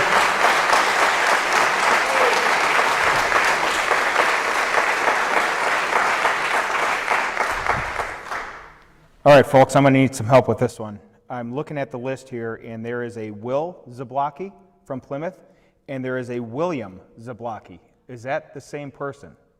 Further down on the list. Ah. Maybe he signed it thinking you were signing it. Is what I Okay, so you are Will, correct? Yeah, Okay. I'm speaking. Will, you're up. Come on up. William, we'll get to you later down the list if, in fact, you wanted to speak, sir. Welcome, Mr. Zablocki. Thank you for joining us tonight. Appreciate the opportunity to speak. I came here to speak on one specific topic, and it goes to the accountability. I'm a parent of 4 children. I have 4 children in Plymouth, 2 in kindergarten, 1 in 2nd grade, and 1 in 4th grade. Graduate of Midland High School. I've lived here since 1992, very familiar with the schools. And after the policy for masking was implemented in private or outside of a public setting, we started looking into some of these details here and expressing our concerns to the board. And it is our viewpoint, and we allege that the superintendent has failed to uphold his responsibilities as defined in the MPS policy manual. As an organized group of concerned parents, the superintendent has repeatedly failed to work with us regarding our concerns relating to the mask mandate. The policy manual, School Code 1230, Item K, defines the responsibility of the superintendent to work cooperatively with parents and community groups concerned with the programs in our schools. We have been denied a voice for our children, and contrary to MPS's purported inclusion, gives the perception that 1 or 2 administrators in our community can act unilaterally without public input against the position of a majority of the parents. And I think you guys can see that because your intent in the beginning of the school year was to remain unmasked inside the classrooms. The reason for this specific section of the policy is so that parents are included as a part of their, as an integral part in their child's physical, and I'd like to emphasize what was said earlier, social and emotional development journey, not just the physical aspect. And by disallowing public input from parents and not doing the vote in a board setting, you're also denying us the transparency required when considering who to vote for in future school board elections. The school board elections are the only way we can hold you guys accountable for, making sure that the majority of parents have a say in the school. And that's all I have to say. Thank you, Mr. Walker.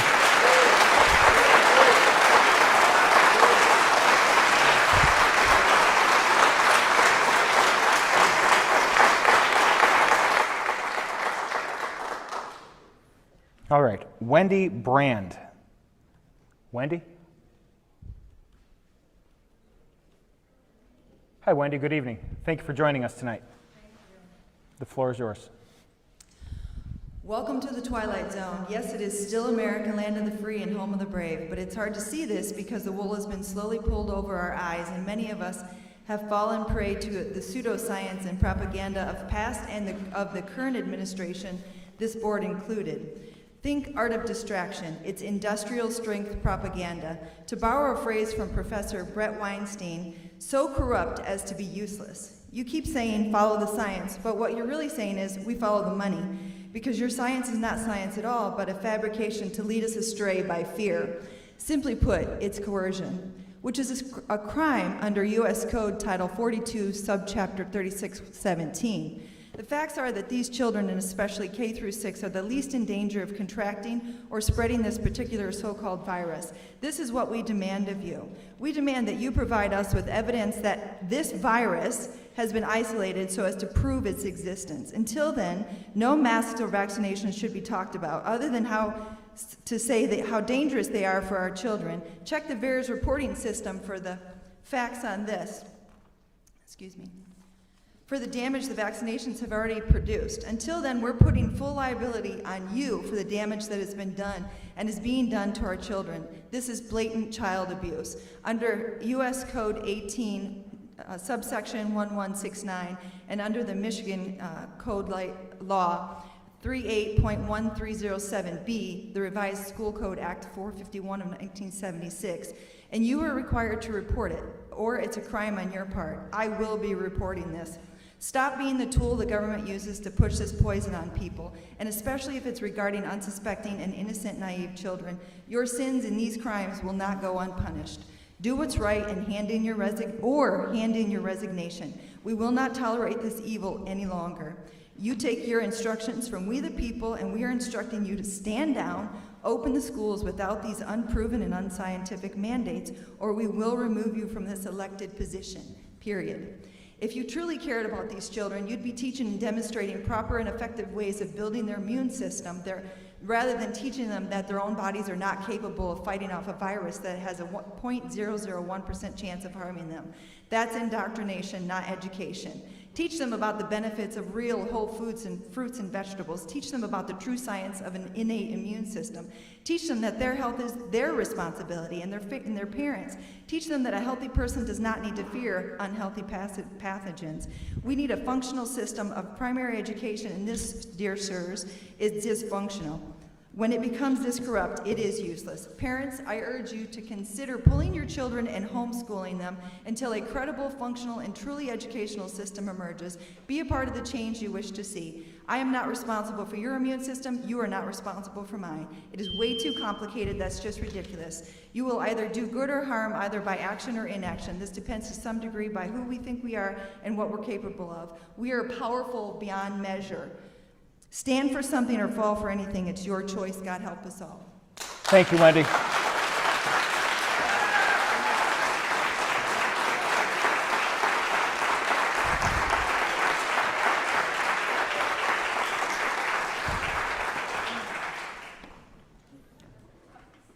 Rebecca Root. Good evening, Rebecca. Thank you for joining us. Thank you. I am a mother of 3 children who attend Midland Public Schools. I have 2 students at Plymouth and 1 at Midland High.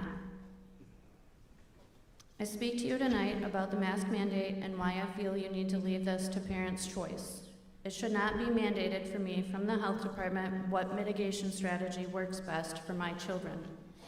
Unvaccinated children are at a lower risk of COVID death than fully vaccinated adults.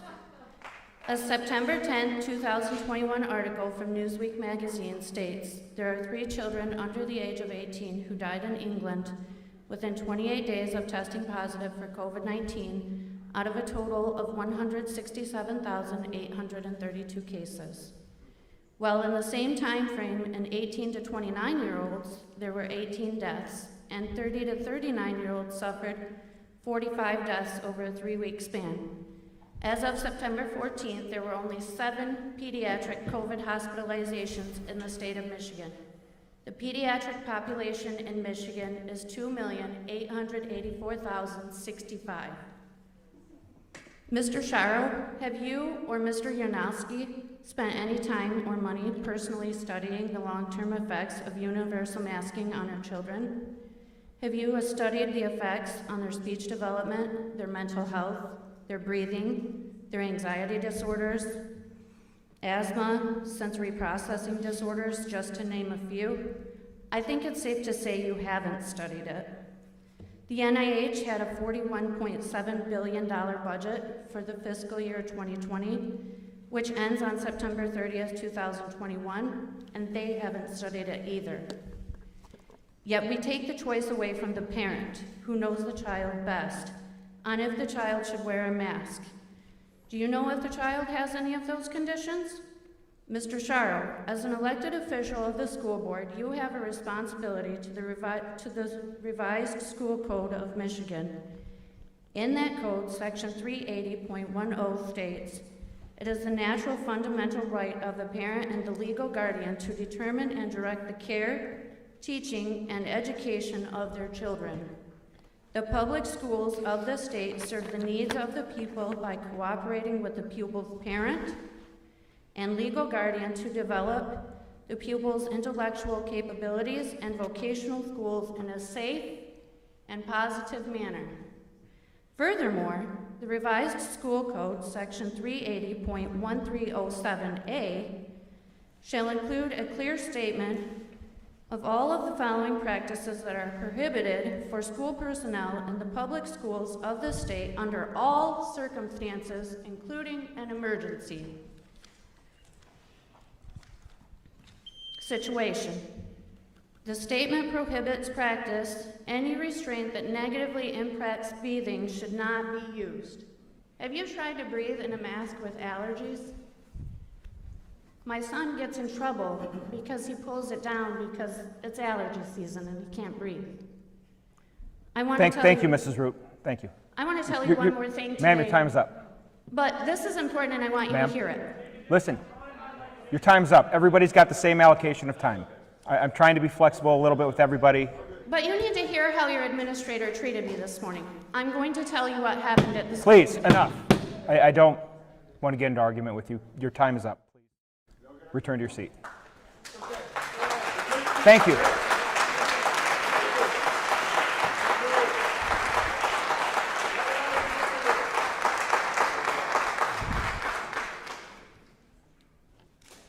Jacob Lewis. Good evening, Mr. Lewis. Good evening. Thank you for joining us tonight. Thank you for having me. The floor is yours. All right. Thank you for the time, finally. My name is Jacob Lewis. I am a respected business owner in Midland, Michigan. I have 4 children that are currently attending MPS. I hold a national certification with the IICRC in viral and bacterial mitigation, as well as multiple certifications with Michigan State Agriculture, including fungal control and mitigation. So thank you for allowing me to finally speak after multiple asks of an emergency meeting, which was denied. I would like to address the mask mandate enforced on September 1st. If masks on children K through 6 are allegedly to prevent community spread, as one of these physicians had said earlier, it's odd to me that MPS, the explanation for the mandate is due to vaccines being unavailable to this specific age group. So those things don't match up, but that's kind of a question, I guess. I'm one of many concerned parents here tonight. I personally am not as concerned with masks or vaccines as much, but more so with the people we appointed to make important decisions for the well-being of all of our children attending Midland Public Schools, and the overstepping of authority that is taking place involving medical decisions and equipment being forced and mandated on our children in order for them to participate in public school with no input from parents. In my opinion, based on my own findings and knowledge of mitigation, this mandate is no more than a political move of advancement and a chance to enhance funding to this administration, as you can see from the last year audit presentation we just witnessed, actually. This mandate is a direct attack on our children, our human rights, the Constitution, state legislature, and strips us of our God-given freedoms as American citizens, and we will not allow it. We demand parents' choice on this matter. So, why is there such a lack of communication on the superintendent's part? I understand his position comes with hard decisions, and he very well may be doing the best of his ability. The problem is that the way of all of this was handled. In his position, knowing the division of beliefs on the topic in this community, right here, as you can see, based on false information given to both sides, he should have examined all possible mitigation and control procedures, called an emergency board meeting to explain the situation to the public representation, which is the board, and conduct a vote for us to have the say. His position requires a transparency of communication, and that was not given. It seems like a public service position of his measure, public input, communication, and parents' views, opinions should be top priority as a preventative tactic to ensure the best results in all decisions made. We have been, so now some questions. Why have we been denied an emergency board meeting on this topic since the first? Multiple hundreds of emails. Why? Why have we been denied? Question. Okay, where's the access to the historical MPS COVID information from last year? Why can't we find it? Why isn't it there? Why can't we compare to the numbers of this year? Why is there no remote learning option for the people who are too afraid to send their kids to school without masks? Why hasn't the school done a survey on COVID measures but decided to do one on the DEI curriculum? Mr. Lewis. Talk about diversity. Thank you. Thank you for your time.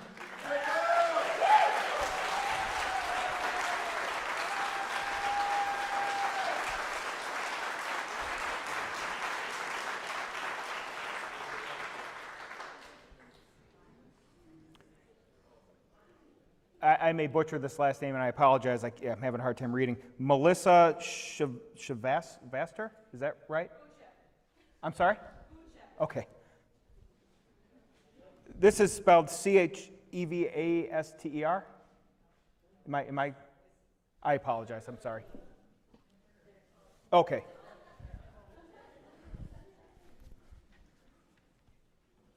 Good evening.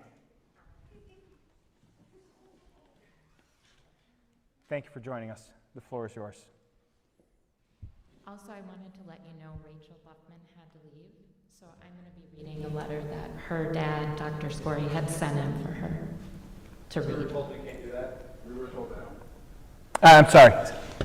I said Rachel Buffman had to leave. She's on the list. Okay. Her dad is Dr. Scory. Okay. And he had sent a letter for us to read to you guys. If you can get in within your 3-minute allotment, that's fine, but you only get 3 minutes. Okay. Okay. Sir, come on. Please, the floor is yours. I'm sorry. Anyway, my name is Melissa. I'm a mother of 3 students currently here in Midland Public Schools. I have a son in 4th grade, a son in 8th grade, and a son in 12th grade. I also have 2 daughters that have graduated from Midland Public Schools, and I'm also a graduate myself. My son was part of the outbreak at Adams. We were very vigilant on our efforts to try to keep our kids safe. All of our family is vaccinated. We all wear masks when we are in public. Unfortunately, my son wore a mask to go to school and still caught it because there was only 3 students in his class wearing one. In his class, there was about 20 students plus the teacher that ended up getting COVID. He also brought it home to my husband, who was vaccinated and had to miss 10 days of work and had to take vacation pay in order to get paid. I just want, I guess, the board to understand that how important this is. And, for us, obviously, I'm not as concerned about us bringing it home to our family anymore. But what I'm more concerned about is the rest of the children at the school that, could be contagious and expose other children, and especially friends of mine like Kelly that has a son that just went through cancer treatment. I'm going to read the letter really quick that Dr. Scory wrote. I'm going to try to get in as much as I can. To whom it may concern, I've spent the past 40 years of my life practicing medicine, and during that time it has been my job to assess, diagnose, and treat my patients to the best of my ability within the scope of knowledge available to me at that time. I also give guidance to my patients to keep them healthy throughout their lives. When I was given the opportunity to give guidance to the parents and schools in this area, I felt an obligation to do so. Unfortunately, our knowledge of how to treat COVID is still very limited. We are still struggling to determine why some individuals become so ill while others barely have symptoms. We are fortunate to have several vaccines that drastically reduce the severity of COVID, but currently we are unable to vaccinate children under 12 years of age. As COVID cases rise in our state, we are seeing a dramatic increase in child cases.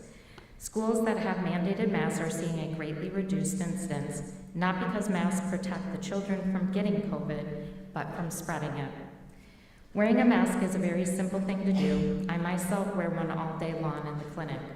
I hear arguments from parents that it's taking an emotional toll on their children, but it appears to be more of a toll on the parents. The children accept it as a matter of fact. I saw more emotional stress from the children over virtual learning than having to wear a mask at school. If cases continue to rise, especially in schools, we likely will see an increase in virtual learning as well. I'm not going to get through all of it, and I don't want to keep you guys. Thank you. Thank you, Melissa. Melissa, who did you mention that was a scheduled speaker that had left?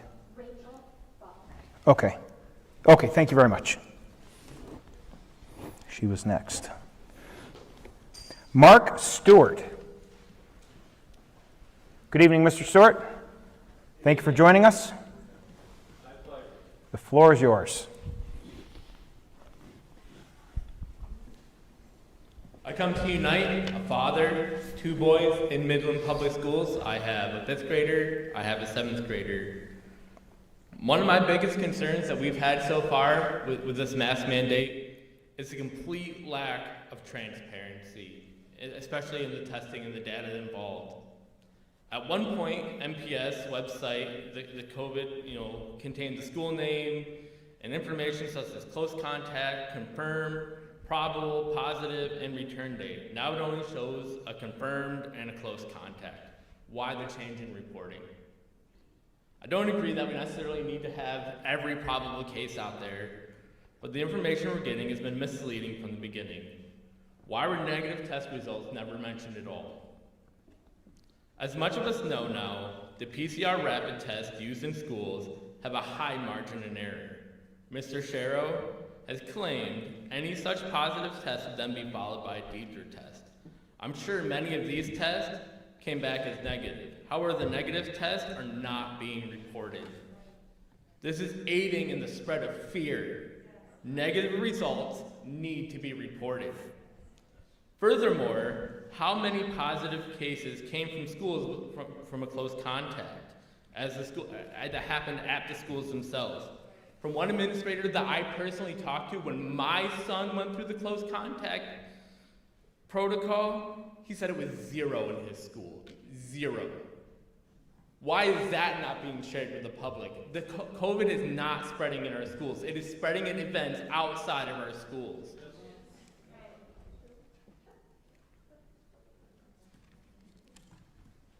The lack of transparency is just not a problem here in Midland, but nationwide. In Michigan, we have a population of nearly 10 million people. According to Michigan.gov, there have been about 1.1 million cases of COVID and almost 22,000 deaths, and every death is tragic, no doubt. The Mayo Clinic puts the mortality rate here in Michigan at about 1.9%. Though all these deaths being tragic, COVID is rarely the lone case for these deaths. There's usually other factors involved. My own aunt died during COVID. She was also overweight and didn't take care of her health, had diabetes. COVID kills when other factors are involved. This unreported and misrepresented data is causing a divide in our community. Those of us who don't want our children in masks have been threatened, had death wished upon us and our children, and we've been yelled at. We've begun obscene gestures and cursed at and threatened. And we have another speaker to discuss those things. We are better than this. This is America. This is the land of the free because of the brave. And no more can one man overstep his bounds and decide a result for all of us. Thank you, Mr. Stewart.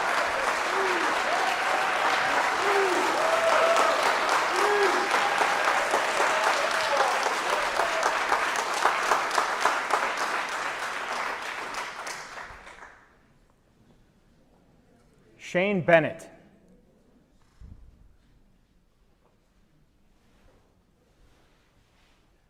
Good evening, Mr. Bennett. Thank you for joining us.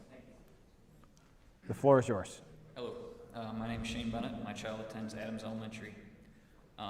I have to say I think the original mask optional policy for children was correct, leaving medical decisions about what's best for children to the experts, the parents. How do I know? Because I asked my child how many kids wore their masks during the first week of school. The answer, 3 or 4. I think parents made their choice.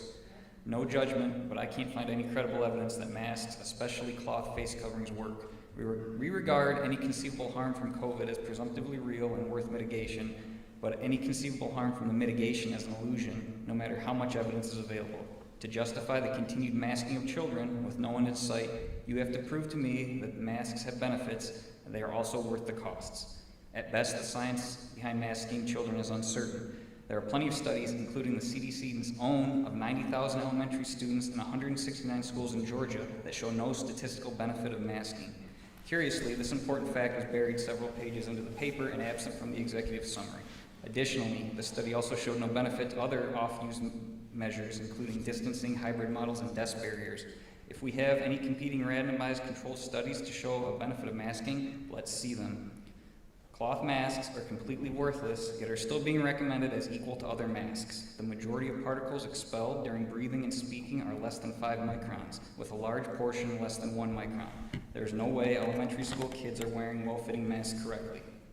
One study states that a 3.2% gap nearly eliminates all mask benefits for particles less than 5 microns. Another study shows that a 2 times per hour air change was more effective against spread than the best performing mask. Far from being without risk, masks have serious downsides. One study found that masks worn all day by students held pathogens that cause a variety of disease, including pneumonia, meningitis, and Legionnaire's disease. Can we admit that no other advanced Western country recommends masking children, it is rarely recommended for those under 12 and never for those under 6. This includes the UK, Ireland, all of Scandinavia, France, the Netherlands, Switzerland, Italy, and the European equivalent of the CDC. Conspicuously, there is no evidence of increased spread in schools in these countries compared to the US. In fact, the masking of children differs from the guidance of the WHO itself, which explicitly recognizes the potential social and academic harms without a clear benefit. Finally, COVID, thankfully, is a vanishing small risk to children. I understand every death is a tragedy. As a 38-year-old vaccinated man, I have the same risk of severe COVID as my unvaccinated child. Through the end of July, CDC reported just 361 deaths under the age of 18 years old out of a population of 70 million. Compare that to 477 deaths from the much shorter 2018-2019 flu season, or even the 1,282 deaths from the swine flu in 2009-2010. Did we mask then, and why not? Thank you. Thank you, Mr. Bennett.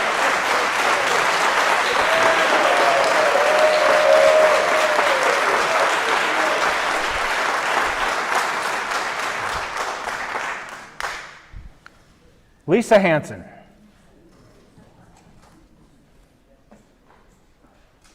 Good evening, Ms. Hanson. Good evening. Thank you for joining us and welcome back. Thank you. I appreciate that.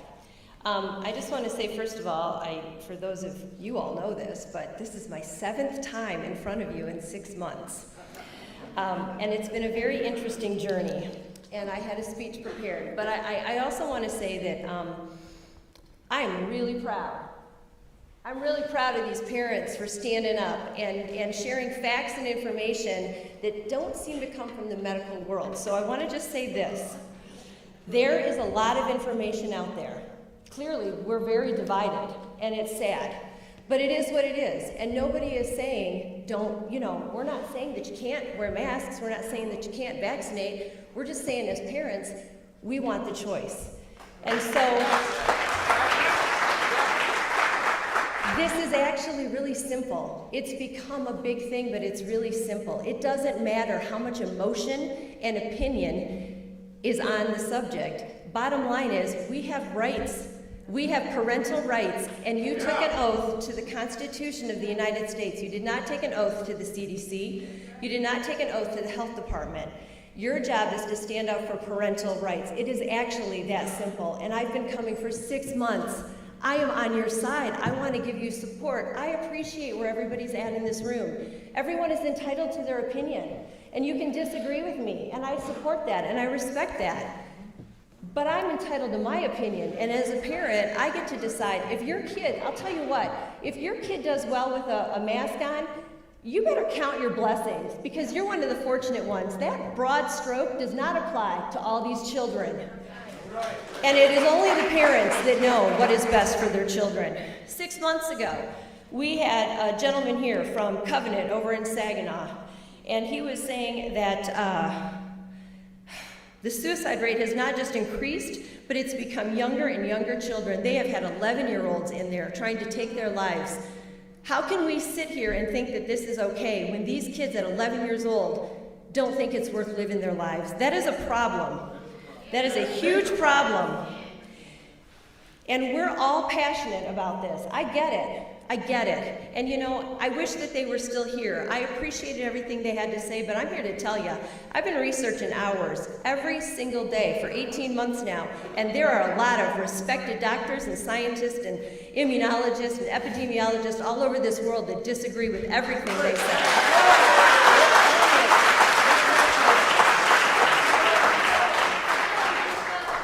You don't get to just pretend that parental rights are not a thing. We don't co-parent with the school board or the health department. The only way forward is choice. You need to give parents choice. It is actually that simple. And finally, let me remind everyone that our rights don't come from the government, they come from God. Thank you. Thank you, Ms. Hanson.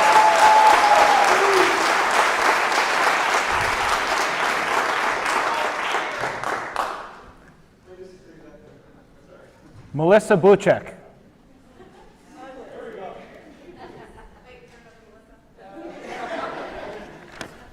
I think you're our last Melissa.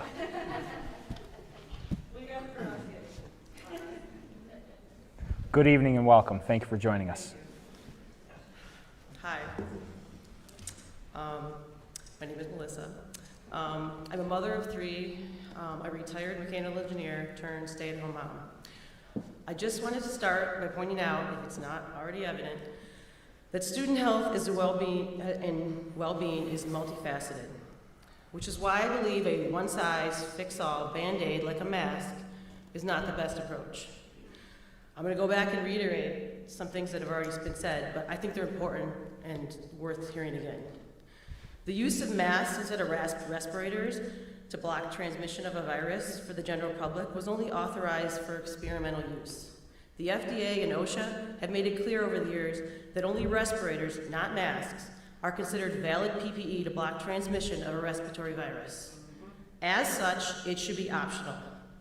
I specifically want to draw attention to the disclaimer on nearly every store-bought mask. And as I can see here, there's 11 on this one, but I'm just going to draw attention to one of them. Number 4, not intended for antimicrobial or antiviral protection or related uses, or uses for infection prevention or reduction or related uses. I bought this at Target today, here in Midland.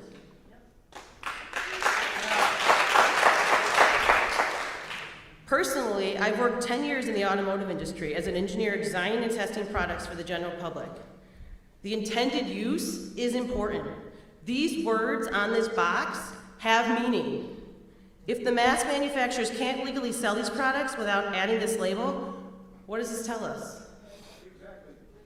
I challenge the Midland Public School Board to supply us a list of mask manufacturers that will stand behind their product's efficacy for the use you're intending it for, which is for a child to wear it 8 hours plus a day. These doctors that sat up here, have any of them been in a classroom and in our school district, in any school district, and seen the reality of the children wearing the masks? Furthermore, are we expecting teachers to lead the children in mask changing rituals per the use of these, like every 30 minutes to 60 minutes? Are we going to keep turning a blind eye to the improper use of masks just to give ourselves this false sense of security? All of this comes at a cost to our children. Our children and school staff deserve better. Furthermore, I'd like to remind you of why we're all here, for our children. Would you be proud if your child could see you now? If you're in the audience showing your cards of approval and disapproval, I ask you that you reflect on your actions. Do you want to teach your children that their voice doesn't matter, that if it doesn't align with yours or everyone else's, or that diversity of minds is bad, and that everything needs a rating? Shame on you. Melissa, thank you.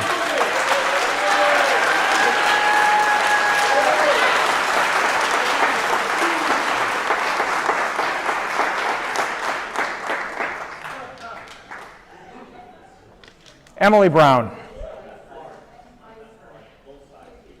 Good evening, Ms. Brown. Thank you for joining us. Thank you for the opportunity. Good evening. Thank you for being here, Board. My name is Emily Brown. I have 3 boys, 2 of which are at Seabird Elementary. And I'm here tonight to respectfully share my opinion about the mask mandate. First of all, I want to recognize the common ground that we all share tonight, which is the well-being of our children. And interesting enough, the well-being of our children looks a little different to each of us, and I believe that that's okay. Some think children need to wear masks, and others, like myself, do not want my child wearing a mask during the day. Some people do not believe in vaccine, while I myself am fully vaccinated. Our beliefs and opinions are formed by our experiences and the people that surround us. So for my family, ours come from my husband and I. I'm a former teacher. I have a master's in early childhood education, and my husband is an emergency physician. And our beliefs for our children stem in deep roots in God and family, a large respect for education, and a great humility and gratefulness for good health. My husband is also a Navy veteran and current captain in the active Army Reserve, and he has sacrificed his safety and time away from his family to ensure that our freedom of choice is intact. His service allows for everyone in this room to show cards and to come up to this podium and voice their opinions, but it does not. His service and his sacrifice does not allow for our rights to be taken away from our children. I believe COVID has truly polarized the view of health in the past 19 months, and I feel like we've forgotten how to coincide as individuals while still maintaining respect of difference of opinion. And even though they are small, our children are watching us, and they're watching how we deal with this conflict. So I'm asking you, the board, to place that risk and that choice where it should be back on our families, off your shoulders and back to us, because we should be able to choose what is best for our children. We should be able to choose the level of risk we feel comfortable with. And as the board, you have so many other important tasks that are overshadowed now with this mask mandate and with the COVID. And while we appreciate you thinking of the safety of our children, we elected you to ensure that our children receive the best education possible, that you continue to support our amazing teachers and principals in their efforts to teach the multifaceted curriculum in which shape our children socially, emotionally, academically in ways as parents we can't. So I'm asking you to focus on the common ground which we all have, while acknowledging my husband's service and sacrifice. And let us exercise our right to choose.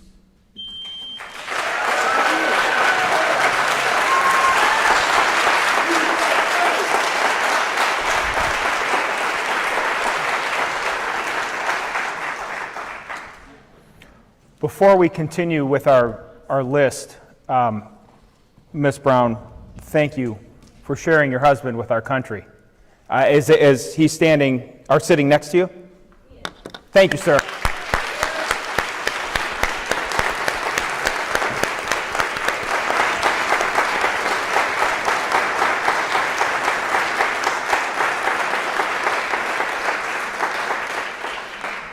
I am also reminded that given the time, I will need a motion to extend our meeting. So I don't know to what time we're... Try till 10. Well, set it long so you don't have to. Yeah, I would set it. So I would say at least 10:15. I would say 10:15, 10:30. We have, we've got six more speakers, and then the rest of the business should be relatively quick. Extend it to 10:10. We're down to 5. 10:15 for now. Let's go 10:15. Make a motion to extend the board meeting until 10:15. Support. Motion by Mr. Roush, support by Mr. Lauterbach. Any discussion? All in favor? Aye. Opposition? None. Thank you very much. We are extended. Okay, moving on. Thank you. You're quite welcome.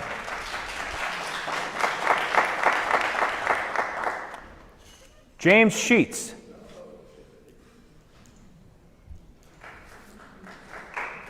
Good evening, Mr. Sheets. Thank you for joining us, sir. The floor is yours. Thanks for letting me talk tonight, guys. I'm a father of 3 girls. I'm a local business owner, and I work closely with a lot of local physicians and a lot of big names in medical history and medical fields in this area. And when the whole mask mandate came down on September 1st, which was kind of appalling on a Saturday night, and I had no idea about it come Monday morning, because who reads those emails? I thought it was just another something or rather. But here we are. I was told that it was only going to be 2 weeks, and here we are. I mean, what are we, 3 weeks into this? And I don't normally come to these things, but you know, when I had a little bit of event with my 6-year-old daughter here this last week, who attends Woodcrest, with a little bit of a panic attack, wearing masks in her classroom. And you know what your guys' result was to that? Send her to the office. Okay? There was no protocols put in place. Nobody talked with her. I don't know what happened. I had to deal with this when I picked her up from school, which I don't agree with. I am my child's sole own protector And when she's put in somebody else's hands like that and not protected in a way that I see you guys fit to do or what your job is, that's a problem for me, okay? So I want you guys to be that person for me. Yeah, you need to be that role. And I am losing faith in that very quickly, okay? Because now 2 weeks has turned into 3 weeks, 3 weeks is going to turn into 4 weeks. When is enough enough, okay? When is it going to end? All right, you told me 2 weeks. Am I wrong? You can nod, you don't have to answer. You told me 2 weeks, and we're not there. You changed that with no email or whatever the heck you guys want to do. So, I mean, the whole mandate thing it's absolutely ridiculous that you get to choose a medical decision for my daughter. Right. If you want that decision, John, I see your computer is pretty important today. If you want to fill out some child forms to take financial responsibility for my daughter, well, you want every other weekend, you want 1 weekend, once a month, okay? Let's get some money rolling. But until then, my choice is my choice.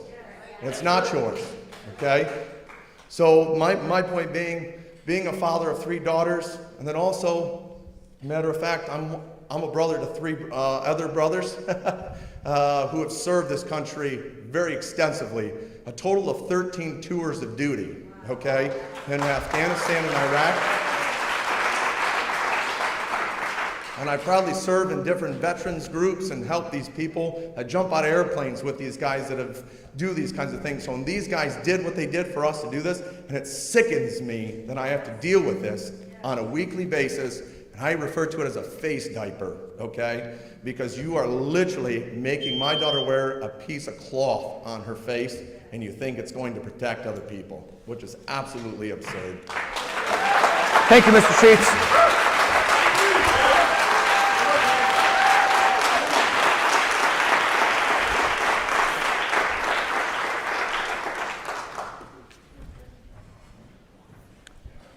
William Zablocki, are you still with us? And did you want to speak tonight? I can see. Thank you, sir.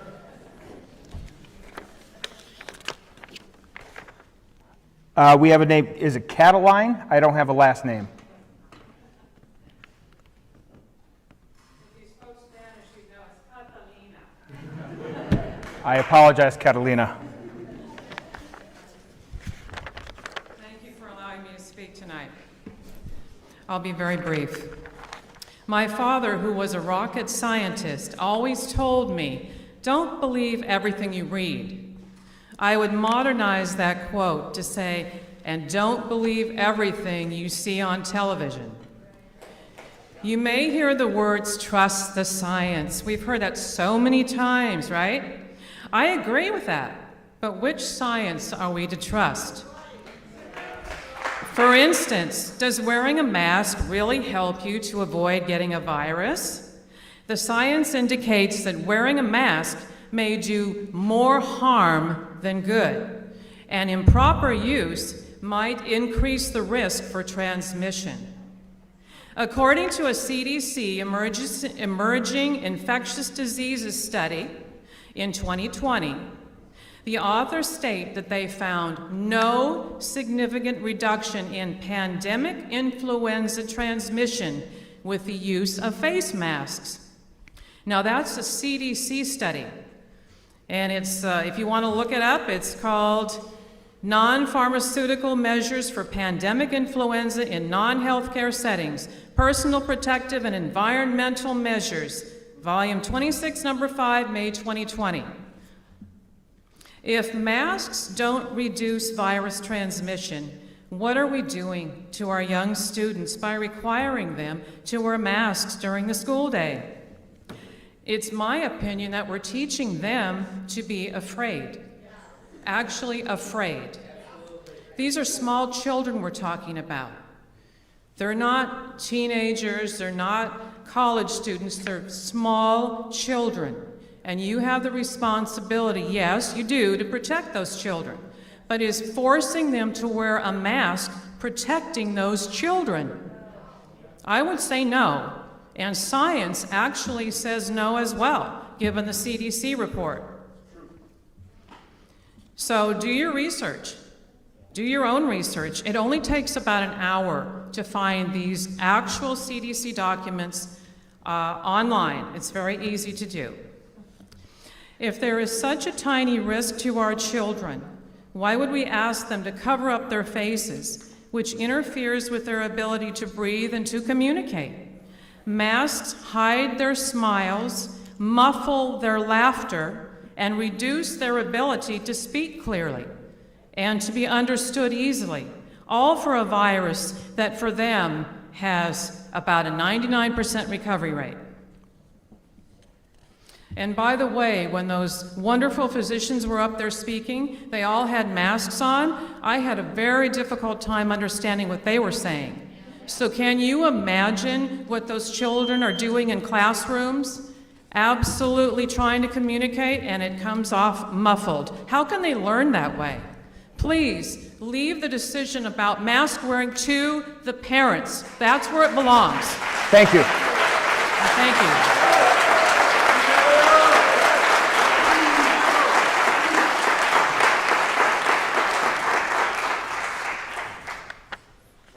Chris Egan?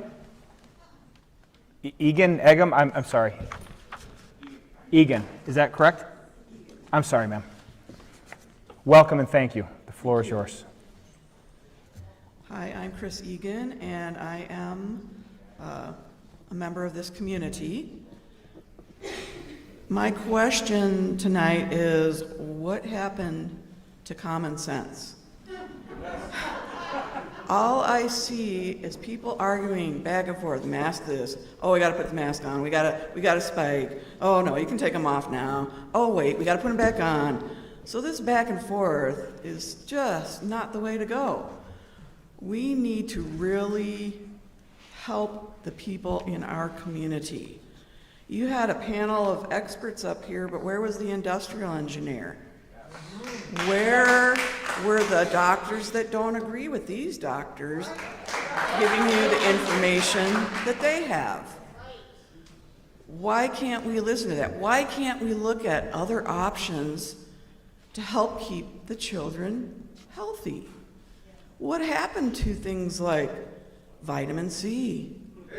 What happened to keeping their immune system healthy? We need to have those things in place. As someone who had to wear that mask for work 7 hours a day, it was horrible. My allergies this spring, I have never had allergies that bad before. It was just horrible for me. I couldn't wait to just rip that mask off at the end of the day.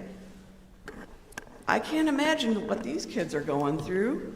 And not only that, but they have to have these big plexiglass things in front, which I have at my work. Hate them. We need to have a little bit more common sense. We need to look at what are some other options that we can do to help keep these children healthy. Why do I have to go online and read that the government of El Salvador is giving everybody a COVID care package that includes vitamin C, ivermectin? Why can't we do something like that for our kids? If a child goes home sick, why send all the other children home that might have gotten it? We don't know. I don't trust any of these tests that have been going on. That's the kind of thing that we need to look at. Why can't we send a little care package home with those kids that may have a potential contact? We don't know. These tests are dangerous, some of these. I don't want to have somebody sticking something up my nose. To me, that's about the same as you taking that swab and wiping it across a glass bottle that's been sitting on the ground. We literally live in a sea of viruses and bacteria. We need to strengthen our immune systems, not put masks on. Thank you. Thank you, Ms. Egan.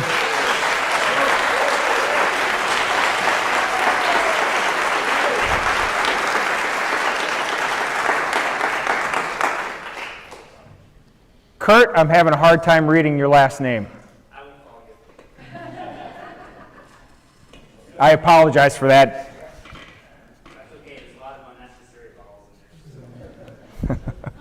Well, welcome, sir. Thank you for joining us.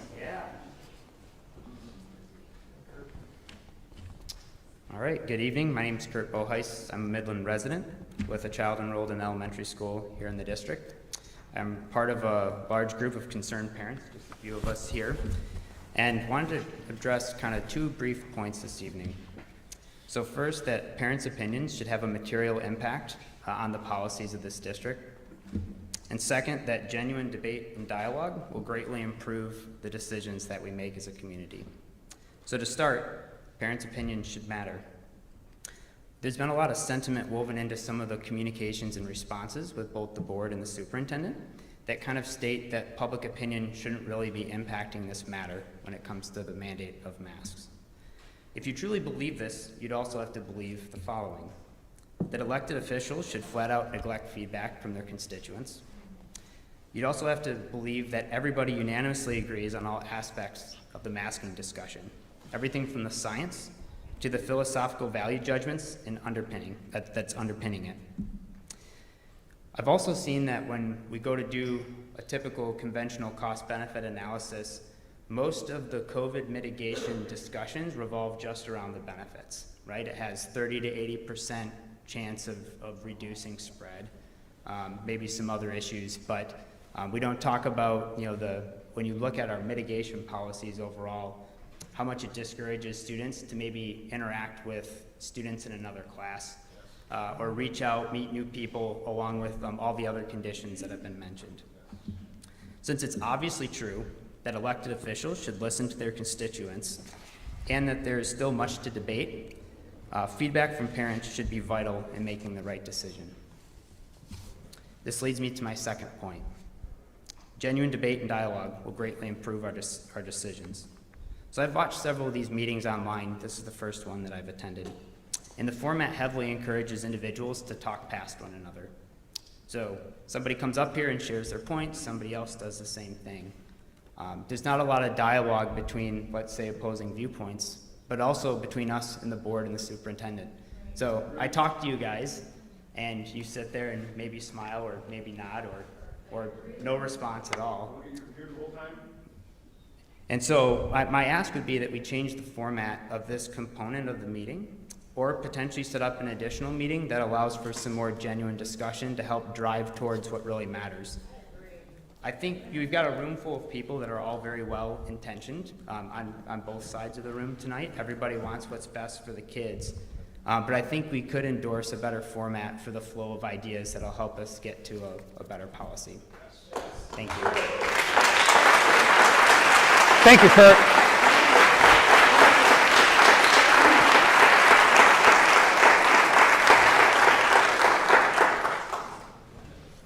Okay, our final speaker tonight, Sarah Radwin. Did I pronounce that correctly? Radwin. Hi, Sarah. Good evening. Hey, I'm going to keep it real short. I know everyone wants to go home. I just want to be honest, I didn't want to come again tonight. Been coming almost as long as Lisa. And I'm starting to feel like I am not talking to anyone who's actually listening. And I would like to reiterate what the last gentleman said is, perhaps it is the format that we have here. You state right up front you're not going to answer us. You state that you're going to respond to us in email. Doesn't ever happen. So I do. I feel like I'm standing here wasting my breath. I'm nervous. My mouth is dry every time I do this. I don't want to do it. But like another young lady spoke earlier, I do have one son who struggles, really, really struggles with these masks. And so I get over myself, over my feelers, my anxiety, even my fear of inadequacy that I cannot communicate well with you. For him.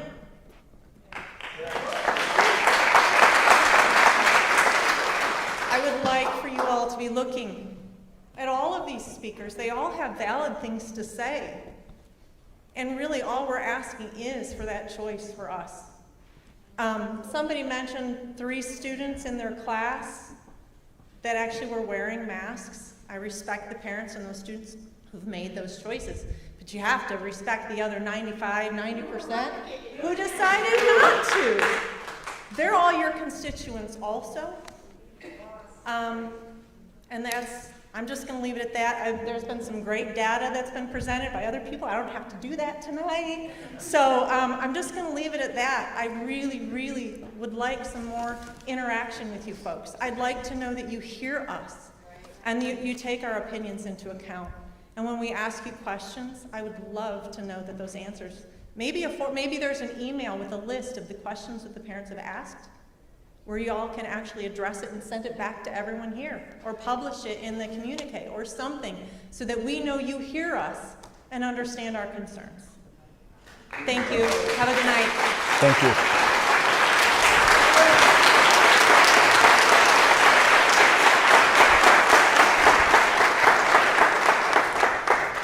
And every single person up there had their attention on the speakers except for John Lauterbach. The entire time. He's the one. Okay. All right. He does the same thing. Mr. Zablocki, thank you. Okay, that is the end of our public comment section. We don't have any more listed speakers. Sir, I got a question for you. I'm sorry. I sent a note up there to a lady else sitting on the end. I need to talk to you about that Virginia Park and Midland High students that come there and destroy our park, destroy our street with their garbage. And you talk about masks.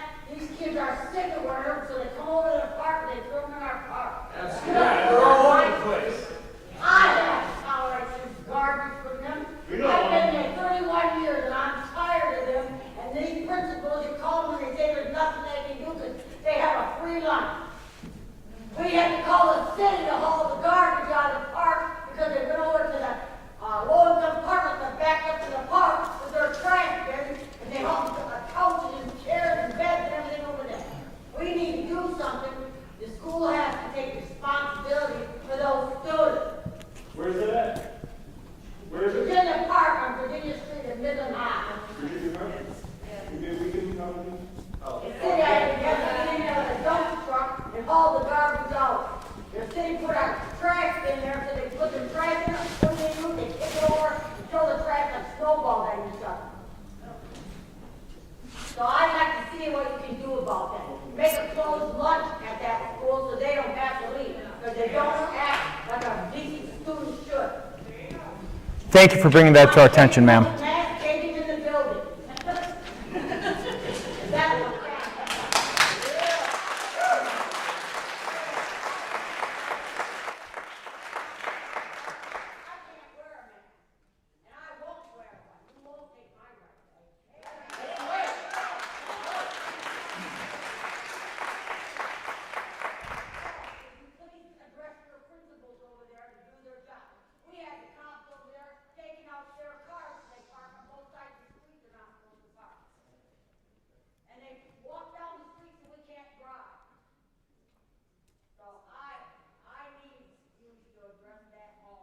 Thank you for bringing it to our attention, ma'am. Okay, next up we have item 5.1. This is Finance, Facilities, and Operations. This is going to be study committee minutes from September 7th, 2021. And folks, before we get into that, we can take a brief break and allow anybody who wants to leave to go ahead and do so now.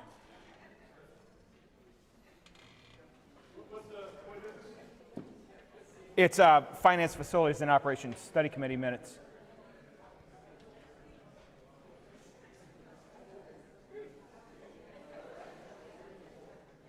$45 seconds. John's got to read the minutes.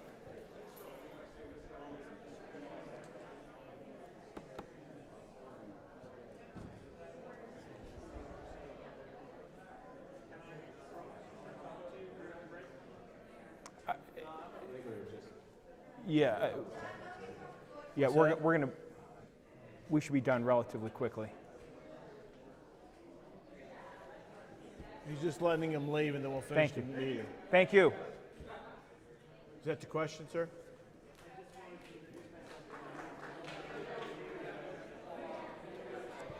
So we're just letting everyone leave, and then we're going to finish the meeting. Thank you.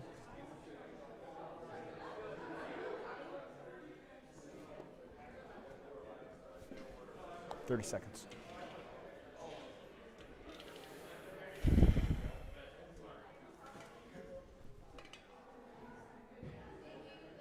Thank you.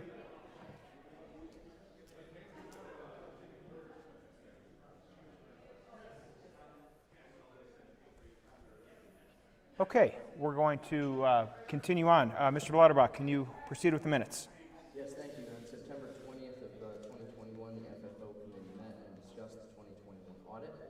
Mr. Youngstrom and Ms. Rolfe from Yo reviewed the 2021 audit with the committee. Topics included the various sections of the audit report, such as fund balance, financial statements, single audits, bond work, and governance communication. The audit proclaimed an unmodified opinion, which is also known as a clean audit, and a healthy general fund balance. Mr. Dombrow from Barton Mallow reviewed construction management staffing for the summer of 2022-2023 school year. Bid savings will extend work beyond current contractual stipulations, necessitating an extended service agreement. We also reviewed the July and August financials. The July and August financials will be presented at the October Board of Education meeting. This is the traditional practice at MPS to year-end reporting and focus on the audit. We discussed the Northwest HVAC project. The bid process will begin soon to install air conditioning on the first floor of Northwest Middle School. The project will likely need to include extensive electrical upgrades. We discussed the hold harmless millage, the new state budget, change the method of how hold harmless districts are funded. The change shifts a portion of the responsibility of the millage to the school aid fund. This rule modification will result in a lower levy of the MPS taxpayers than was previously calculated. Corresponding resolutions will be brought to the September Board of Education meeting. The next FFO meeting will be Monday, October 4th at 5 p.m. Thank you, Mr. Lauterbach. Next up, we have item 5.2. This is information only regarding gifts. Mr. Bruton. Thank you, Mr. McFarland. As you mentioned, this is information only. It does not require your action this evening. On the agenda listed are gifts from 6 different donors totaling $6,500. The gifts range from classroom magazines at Chestnut Hill to multiple contributions to the Northeast Robotics Clubs. All of these gifts will be acknowledged in board correspondence and also on our broadcast credits. Okay. Thank you. Next up, we have item 6.1, Human Resources. This is an action item. This is the Mississauga Fall 2021 Tentative Agreement. Mr. Bruton. Thank you, Mr. McFarland. We bring to you for your consideration an extension on our contract with Mississauga. This spring, the contract was due to expire. After vetting our opinion on the matter with FFO, we decided to enter contract talks this fall instead of waiting until this spring. And we are happy to report that we came to an amicable agreement very quickly. And we're bringing to you tonight a proposal that would shift the current wages in 21-22 by $1.50 for all steps and categories amongst our grounds and trades professionals. And in 22-23 and an additional year in 23-24 to apply a wage formula that would drive what the increase is. And it is of note that that wage formula is the exact same formula that is currently in our teachers agreement as well too. And if we do have your approval, then those wages would go into effect on the first payroll following Board of Education action. Okay.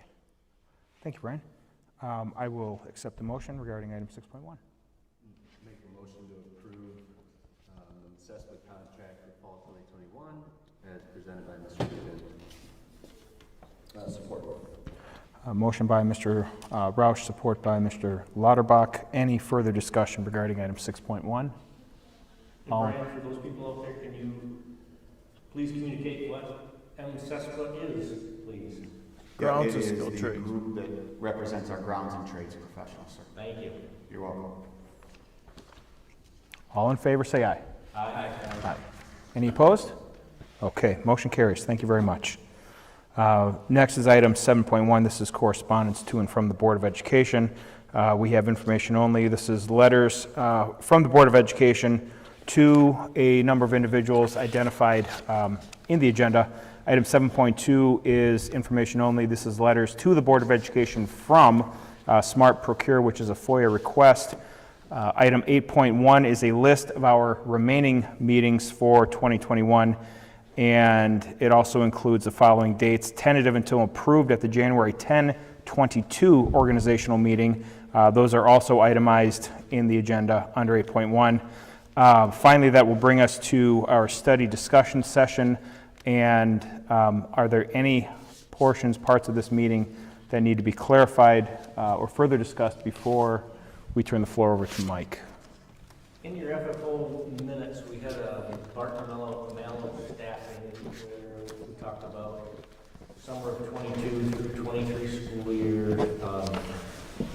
We have bid savings. We have Series 1 is 100% done, minus the $2 that was on there. 56% done on 2 and 0% on 3. So roughly we've got $28 million worth of work on schedule. I don't know if that includes bond savings, whatever. We've got quite a bit left to do. Actually, I got to correct you, Brad. Yep. So that was out of the audit, which was done on June 30. And so the bulk of our work occurs during the summer. And so Series 2 is basically spent as well. And so between mainly Series 2 and any bid savings and interest we've earned, it's approximately $4 million that we have left to do it. Series 3, if you recall, is predominantly technology and busing, which could be reviewed. About 8 or 9 million, something Yeah. in Series 3. Yeah, so it's not quite that because the audit trails and so much of it's spent during the summer. Just like the Site Logic report showed, I don't remember, 30%. We're way past that. So we'll get you an update in the next FFO meeting and bring it here, but it's further than that. And the staffing contract will be coming to you next month. We feel we still need that assistance as we go with $4 million. Mike's department is really just Mike, once much larger department, and on top of the amount of capital money we're putting into our projects that he manages, he bids, helps with design, I think we need to keep that portion of it. And so they've got a scaled down staffing plan, and then your French and Associates is a fee as you go, and so they don't necessarily need a new one. But the Barton Allen contract's up, done. When, now or at the end of the year? Or?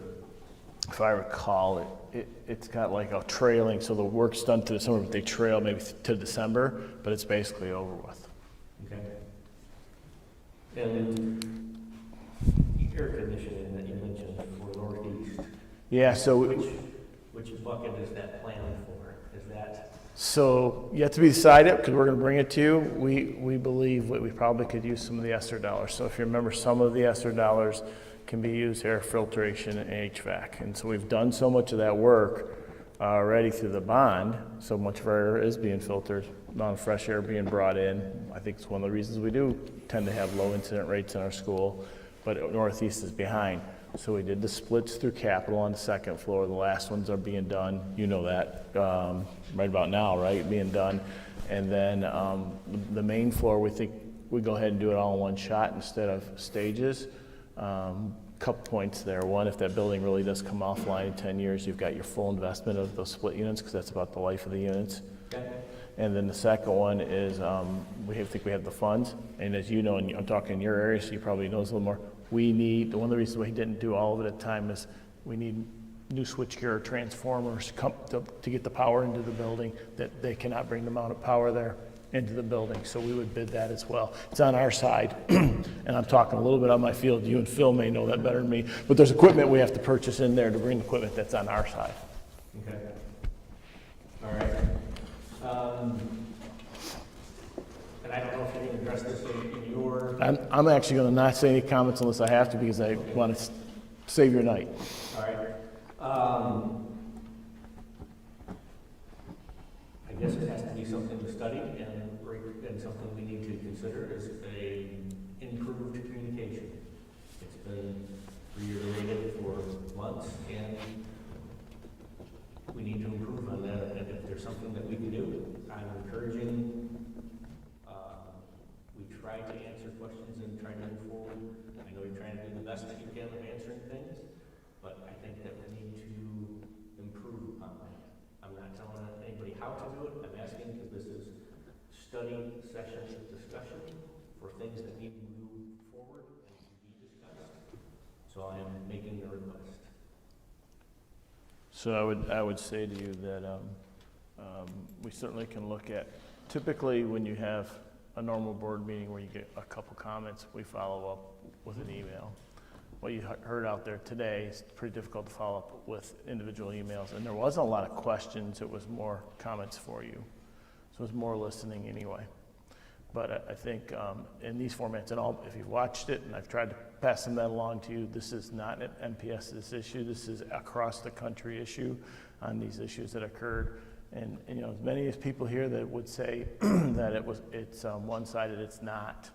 And I've shared recently some of the state polling. It's not one-sided. We're so divided down the road.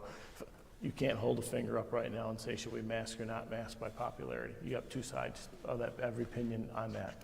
So I would sit here and say, someone who's done this for a damn long time, that there's not a right or wrong on this thing. And I've said it all along, and we tried to give parent choice as long as we can through this. And personally, I'd like to return to parent choice as fast as we can. I don't know when that is. And you talk to the experts on all that, and most of them would say our rationale that vaccines are available at the secondary level when that occurs. If you have a choice to vaccine and you have a choice to mask, then maybe it's time to return to full choice. I don't think most people want to hear it could be December on the elementary before that. So maybe this thing burns out like everyone's saying. I think one of the doctors mentioned, and I've heard that multiple times from doctors, that this is a fast burning virus and it may be burned down in October. But I can't tell you, and I'm not an expert on this either. And so I sit here and I listen to all this, and I try to listen to all the comments and all the different studies. As John said, I think I've read every study there is out there, and I've taken every one of them to as many experts to try to figure out what's right, what's not. And it keeps coming back to, you know, CDC, they quote CDC studies. And you got CDC also, the one that's recommending us that we put masks on kids. I'm telling you, as a school superintendent who's sitting here for a long time, you want to be frustrated. I'm as frustrated as anybody else. And by the way, I don't believe this should be our decision. The health experts has passed this on through us into this. I'm very frustrated about that, have been since COVID started. And so I don't think there's a right or wrong or a way to communicate that, Brad. I really don't. We'll try to, I wrote down today, we'll try to answer some of these in the communique, kind of mass FAQ. We did put some FAQs out. If you saw that, we'll do it again. We are going to put some FAQs out that CRT isn't public school DEI, and people need to read that and stop that one too, because that's not that piece of it. So we will try to do that. When you talk about communication, Brian and Jeff did a podcast on it. They're doing another podcast on it. Remember, this is all in 3 or 4 weeks. This has all occurred. So I get it, what you're saying, and I'll take your feedback. But man, I don't think anyone's ever seen a time period like this. And every superintendent, every school board I've talked to has said, this year is worse than last year. Lack of direction from Michigan Department of Health and Services, lack of direction from our governor, lack of direction in the dysfunction in the state government, dysfunction in our federal government is occurred, and you guys are now the blunt of all of that occurring going on. And so it's very, very frustrating on all of it going forward. So again, 33% of all school board members have resigned in the last 2 months. Last spring, 30% of all school superintendents retired or resigned. This is a difficult time to be in this, so I'll take your feedback, but I don't know that there's a perfect answer. I'm sorry, before you're done. Go ahead, I'm done. One of the things that I think maybe would be helpful is to have Troon give us advice on the Open Meetings Act. Because my understanding, I don't profess to have any expertise on it, my understanding has always been the way the Open Meetings Act works is that we publish an agenda and we tell the public, here's what we're going to talk about. Correct. And under the Open Meetings Act, any citizen, any member of the public has the right to come to the meeting. Address the whether board. it's a school board or a township or city council or whatever, planning commission, you name it, and address the board. Yeah. If we start to deliberate, if we start to have a dialogue about something that's not on the agenda, something that, if we respond to public comment, right. We've now started deliberating over something that we didn't put on the agenda, that we didn't tell the public we were going to talk about. So then some other member of the public might say, well, wait a minute, if I'd known you were going to talk about that, I would have come to the meeting and I would have expressed my opinion. So by deliberating with the public at the meeting, you've now violated the Open Meetings Act. Yep. So we have to be, I think, and I would like to get Troon to give us advice on this, because my understanding has been that's why we don't engage, because we're now starting to deliberate about matters that we shouldn't be. Michigan Association of School Boards, Troon, all will tell you, your meeting is a business meeting of the board that's open for the public observation. In that meeting, you allow public comment to address the board. It is not a dialogue on your business. All that, you guys are supposed to be out getting that feedback as you go, coming in, and you're the representatives of the community to make that choice. And so that's how that is supposed to occur. It's a meeting of the board, open to the public, not a public meeting for open dialogue. Furthermore, that's why it's also difficult to respond and hit reply all. Very for difficult. the same reason that we're then deliberating in a private conversation over email, which is equally. So Cindy and I try to do as much as that you can during these times where we've had high incidents of that. The volume is somewhat overwhelming, and then when you do send out somewhat of a generic one answer to the whole situation, people don't like that either, and so it's very difficult. And so I think we've done some FAQs. I think we've done the podcast in response. We've done several pieces of it. Somebody mentioned like an open forum, and if you've watched any of those in the state, they have not been good. And so but I think it would be helpful in addressing the concern, because there's a perception that we're not transparent, that we're not responsive, and if people understood that there are reasons why it appears that way, that we can't do anything about it. Yep. I think that would be helpful. Yeah, I think. Well, some of the transparency on data, it's actually there. I think somebody mentioned that it's still not there in the school. By school it is, and it looks like the format changed this year because of the quarantining rules. And so this year with the testing options and the serial testing pieces of that, and so there's just so many categories to have tried to say, hey, you know, this parent chose to stay in school as a quarantine and test, and this parent chose not to, and this parent did not. And so the recommendation, and by the way, there's a law that says all you have to do is report your positive cases. We report more than most school districts do, and that's hence why the Midland Daily News quotes us, but none of the other districts, because we post all ours, and we post it daily. And so it's there. Total number of cases, total number of close contacts are there. You drill down by the building, it's there as well. It just changed as the health department provides that number to us. They changed how they collected that data. We have the 3 new HRA nurses on site now that run that data, and we just simply post off of it. So that's part of it as well. You know, we can continue to work on it. I think bottom line is the answers that we can give right now, I mean, you've got 30-40% on each side that aren't going to like them. I mean, you've heard just as many people say, why the hell aren't you masking K-12? Everybody. And then as many, it's say give it a choice. During the meeting tonight, we got an email saying exactly that. Yeah. Then why aren't you doing universal K-12? Yeah. There's strong feelings all the way around. Yep. But are there some questions that we can answer that are of opinion based, that, and maybe we're using multiple different products, I don't know what the one question was. Yeah, so we did answer that one with Dr. Bodner's. We had her answer that, so the recall tests have nothing to do with ours. Okay. And the tests that we use, Dr. Bodner and Fred pulled the study, it's 97% accurate, but they do require,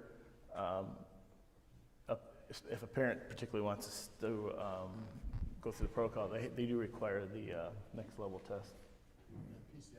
PCR test as well to do that. And so when they said there's false positives, I'm unaware of any of our on-school sites ever being a false positive that we've done. And Jeff, you would agree? Jeff kind of handles those tests. So I'm unaware of any of those doing that. So. And we answered that in as many emails as we could because Dr. Bodner provided us a real nice answer. I raised a question on the serial testing and the PCR testing and all that when that was asked. And so, and I think and I'll go back and look, Brad, I thought we did an FAQ on that. So I'll go back, I think it's still there. But that's what I think after this one is I'll update the FAQs on what I heard. We'll post a link in the next communique as well. And if I miss something, we'll add more to it, right? Okay. But I believe we did that right after the first announcement, like a few days after that. Correct? I think John Hatfield asked for it, if I remember now. Yep. All right. I will take a motion to adjourn. Make a motion to adjourn the meeting. Motion by Mr. Roush, Second by Mr. Lauterbach. All in favor? Aye. Thank you, everybody, for sticking around tonight. We appreciate you.